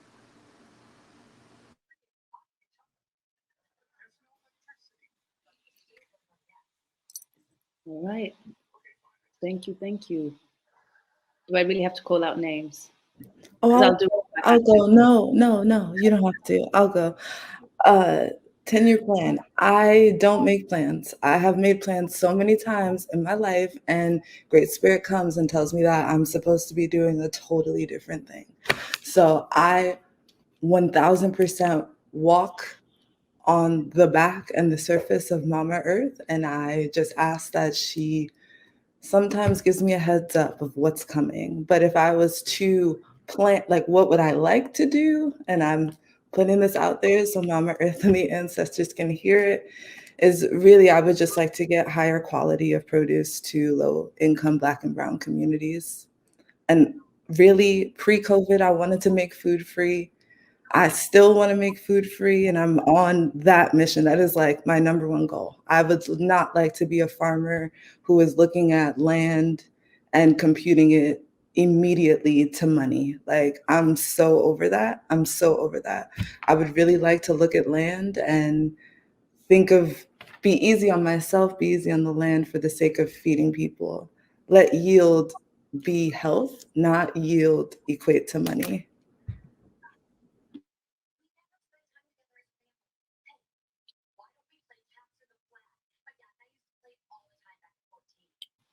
Thank you. Well, for me, I think my goal is just going to continue to be a lot about education, and ensuring that that this generation that's current and the next generations that are moving forward have a place to put their feet on soil, on ancestral land, and actually learn the things that they want to learn. So far as farming goes, so far as cooking goes. So those are some of the many things that I want to do over the next 10 years on my farm. Now, if there's a question as if failure is an option, I done failed at a whole lot of stuff in my life. But guess what? I'm still standing. So failure is what it is. You take it the way it goes. You know what I'm saying? And am I on the right path? I'm alive, baby. I'm alive. I'm not in jail. You know what I'm saying? Have I seen the inside of one? Yeah. But I'm alive. I'm not in jail. You know what I'm saying? I got 7 beautiful children that are everything from Dr. Chanel Rayford right now all the way down to the little one that you just heard, Evan Amir. So those things in my life, I have always heard would never happen. Not for a Black man. And I have some of the most amazing circle of friends because I'm on here with y'all right now. So, am I on the right path? I'm here. I'm here.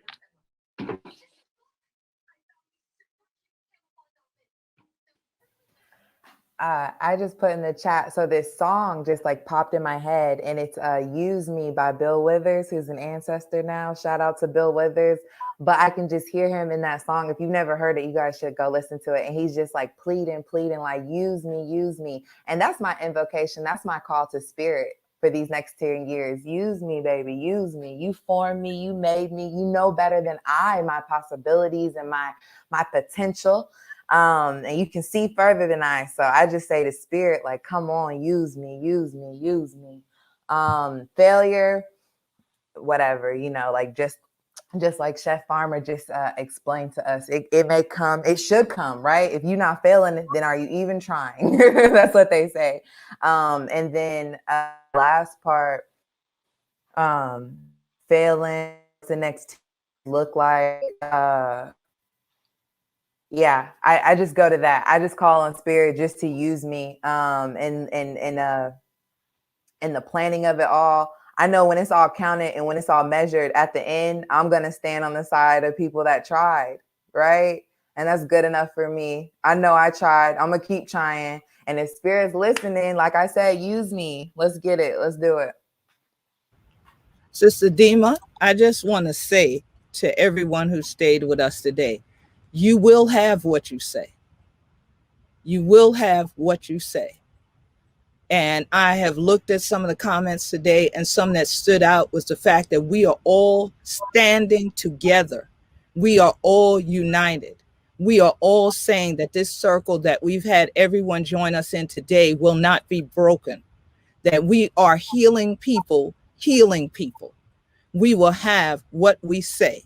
So today we say to the power, the blessing, that Black history is still in the making, because we are the embodiment of our ancestors, and we will birth the next generation that accomplishes all that we are taking a stand to do, to touch the earth and let Mother Earth touch us, heal us, nurture us. May the waters flow, the water to bring we, the water going to take we back. And so this is our journey together, united. We are shouting, united. We are beating the head of the drum, united. That drum sits in an African circle around the world, in which all the children of Mother Africa are joined together today, and we will not be broken. And to this we say, Harambe, Harambe, Harambe, and Ashe, Ashe, Asheo.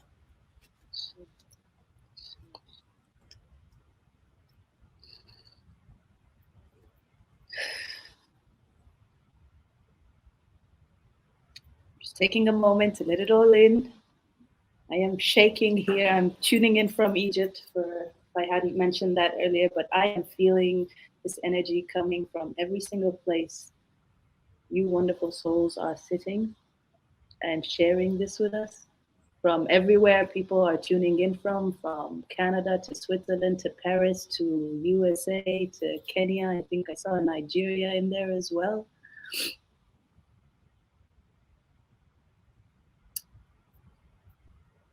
Tomorrow,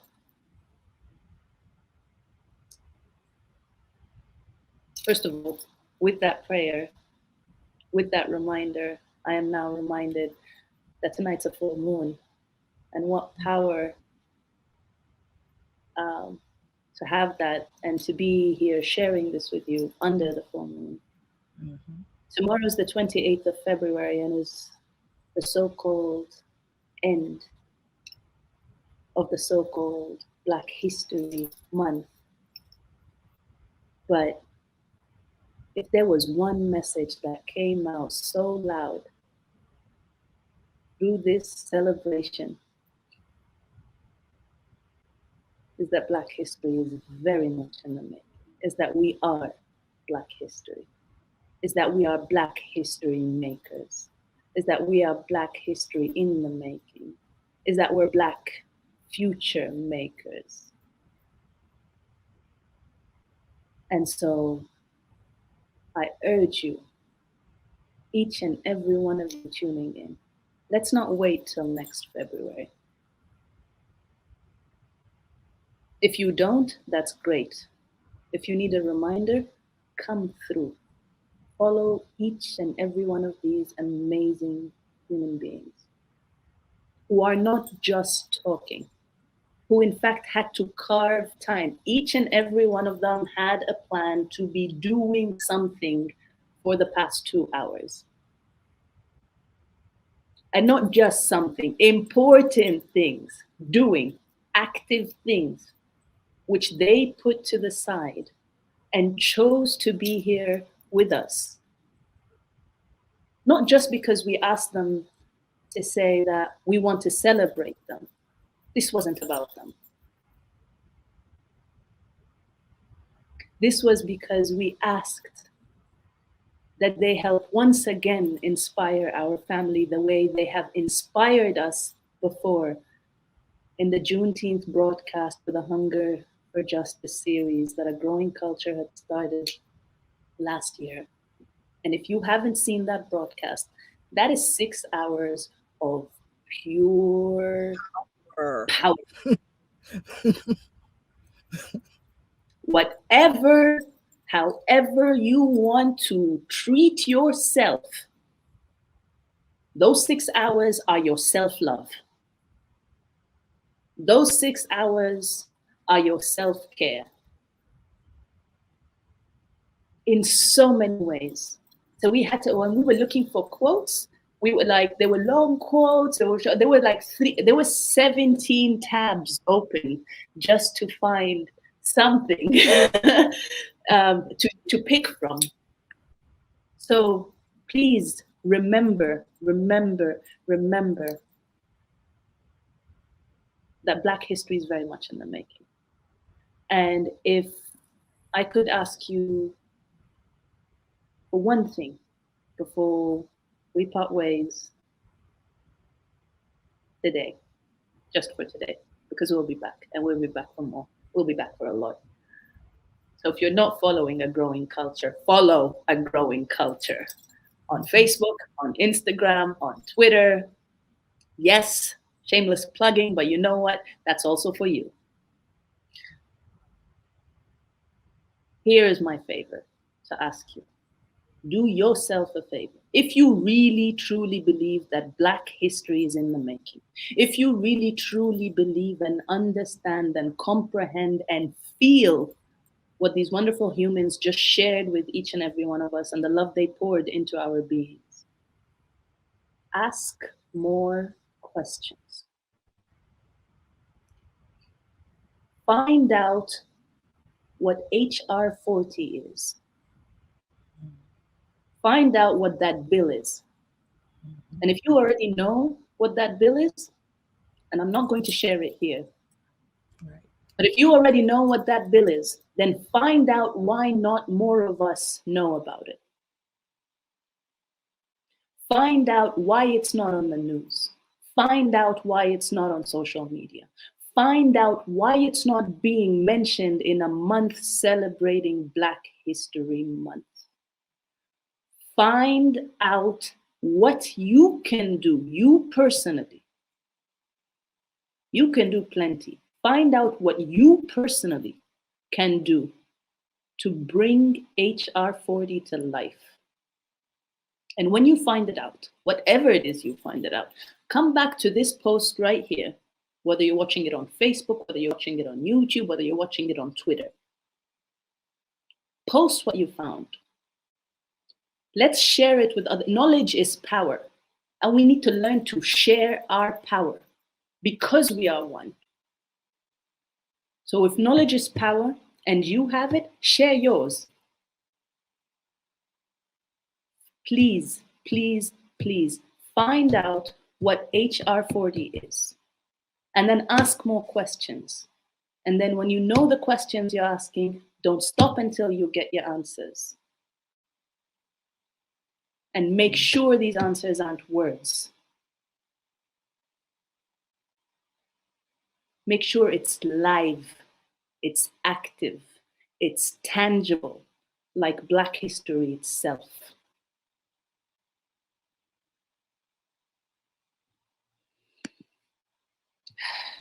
I could go on a proper rant right now, but I will contain myself because it is 10:17 in Egypt. And I have taken plenty of your time, and I'm very, very grateful to every minute you have spent with us and the truths that you have shared. We have one last question, and it's a very important question. And Monica has been very engaged throughout. So I will put it up there. And if someone wants to take that. Well, I'll take part of that. I'm sure the others will take the rest. In terms of repatriating land, I'm not exactly fully clear on how Monica is defining that, because more often not, when the term repatriation is mentioned, you are talking about people leaving a place, going to another place and occupying land there. Now, if you mean reclaiming land, that's the part I can address, because every year, almost by the month, there is land that's put up for auction in many places and spaces that were once, quote, Black townships, African communities. Have your funds in place. Pay attention. When you see those signs, that is the sign to retake the land. Go in and get it. But once you have it, it has to be maintained. It's Mother Earth, so it's a living being. It has to be nurtured. It has to be fed. It has to have water and sunlight. It has to have other life, breath working with it. Otherwise, it's just there. It's not something you can feed yourself from. So you want viable land if you are talking about reclaiming land or even repatriating to a land. You don't want that which they've poisoned to give to you, because that has happened in the history of repatriation as well, especially in the Gullah Geechee diaspora. So I know here in the Gullah Geechee Nation, we have the Gullah Geechee Land and Legacy Fund. It's not only to assist people who are maintaining ownership of land, and sometimes they need help with keeping the buildings restored or with even paying the taxes to maintain it. It's also about reclaiming land. And so that if any Gullah Geechees of the diaspora intend to repatriate back home, we still gonna be ya. We been ya, and we ain't going nowhere tall. So I can tell you that's what we do, how we do it, and just wanted to address it in terms of the terminology, because I'm not sure exactly which way you mean the word repatriation, but I do know we stand for holding Punwe land in the Gullah Geechee Nation. Oh, no, you go first, Amber. Go ahead. All I was going to say is my 2 cents, and the way that I'm going about it is through Indigenous people. What I'm hoping is with these contracts that are about to free up with ranchers on Indigenous land, that there is an Indigenous and Black coming together where they extend land to those of us who are Black and are a really weird, unknown tribe of America. I'm I'm really hoping to flag down more Indigenous people to partner with Black farmers so that we can become a circle of our own. The only thing I was going to add is whenever I hear about reparations and Black folks getting land, and I just want everybody to understand that it's work and that you're signing up for work. And I'm not talking about anybody that's on, in the thing. Like when I came home to this land, know that I had to get this land right. Now the land it had been fallow for like 20 years. So getting land for land's sake and not doing nothing with it, do not do that, Black people. Do not. If you're going to get land because you know how to get it, ensure that you have or are thinking about Black people that really want to be on land. Because there's also this thing of where we think there are people that just start grabbing up stuff to be grabbing up stuff, but then don't do nothing with it. Like if you get 100 acres, that 100 acre needs to go into pine trees, blueberries. It needs to go into something. It can't just sit there, because that's also how a lot of us have lost land in the past. And it'd be great for them to give it to you, right? And then all of a sudden say, well, they ain't doing nothing with it. Might as well take it back, right? So make sure that when you're talking about reparations and it comes to land, that you are actually thinking about actively working. Like Queen said, you got to feed the land.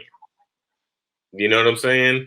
Like Dr. Lindsay was saying, like, you got to think about all that George Washington Carver put into place with the Jessup wagon. You know what I'm saying? Like there's a lot that goes into going to land. And I just want everybody to understand that when you're thinking about that, that's the way you think about it, that A, it's work, B, I'm in it to win it. And that remembering this one last fact, and I've said this so many times, land is power. Land is power. Once you put your hands in that soil, you start getting that soil therapy. Once you own that, remember, land is power. And you want us to be able to rise up with that power, not be destroyed by that power.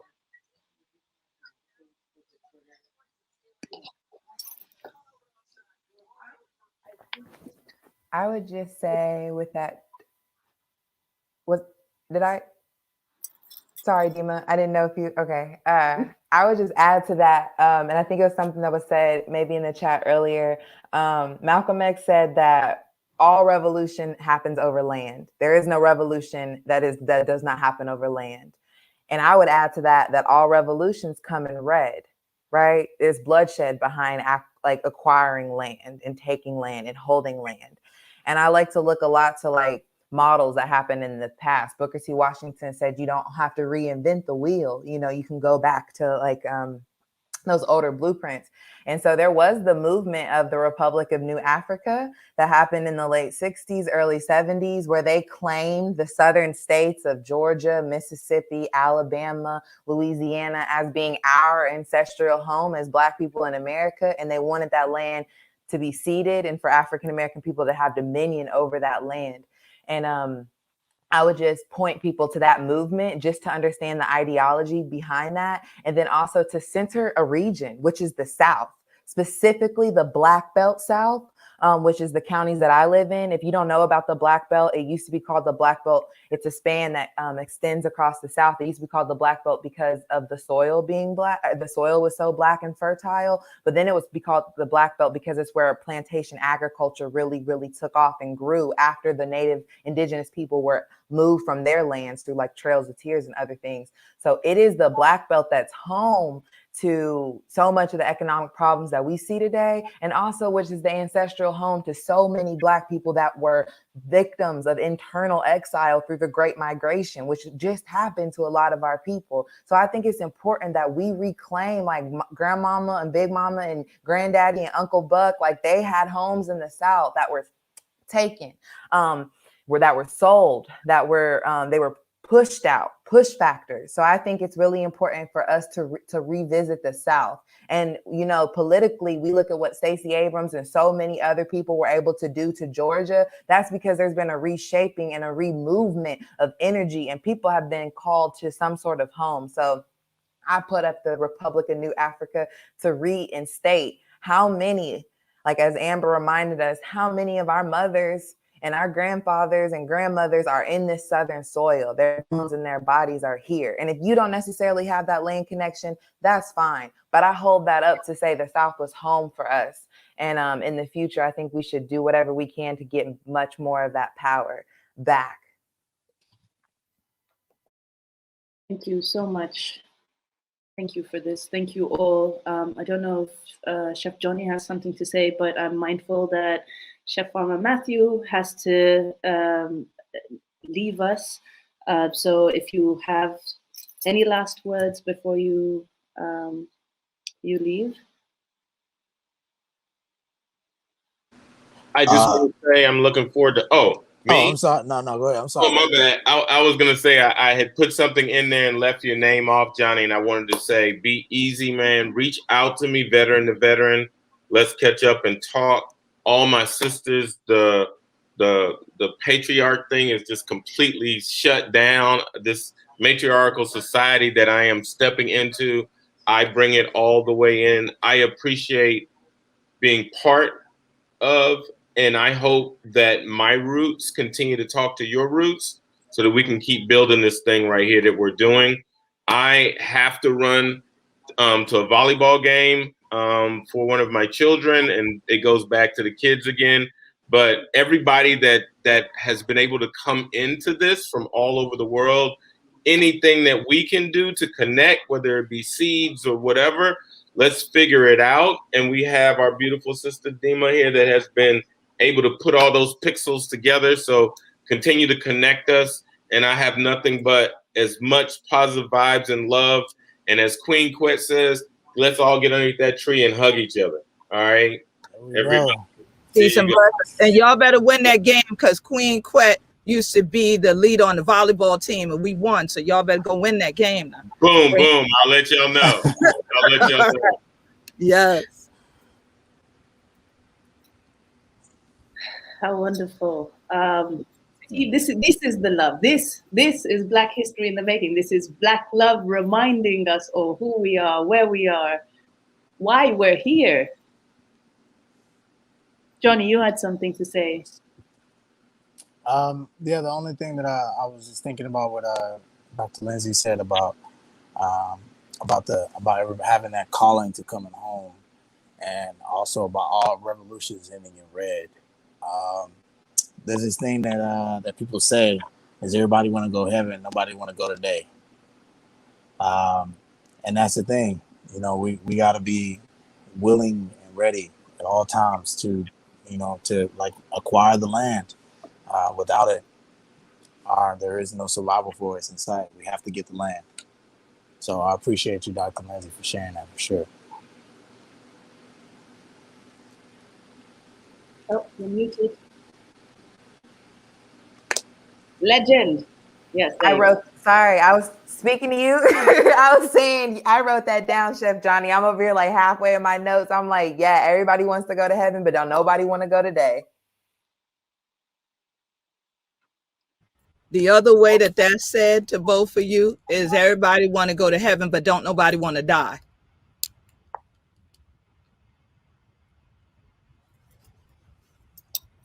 Family, you have filled me personally with so much love and so much gratitude, and you have blessed my evening here. And I will be stepping out and giving thanks to each and every one of you. And I want to thank you and continue to honor you and celebrate you, and know that I will be reaching out again and again and again, because our work is just getting started. Family tuning in, thank you for your energy, for your comments, for your questions, for being here, for staying well over the time. This is a sign, this is further acknowledgement of you seeing what this is really all about, and that we see us again. Thank you. Stay tuned. We'll have more. Yes. We will be signing off here. Once again, I thank all the Growing Culture family who have worked and still are working behind the scenes to make this happen. And I will leave it to Josh to end this broadcast as we wave to you and leave you in peace and great blessings. Thank you all. Peace, love, and power, everyone. Bye, y'all.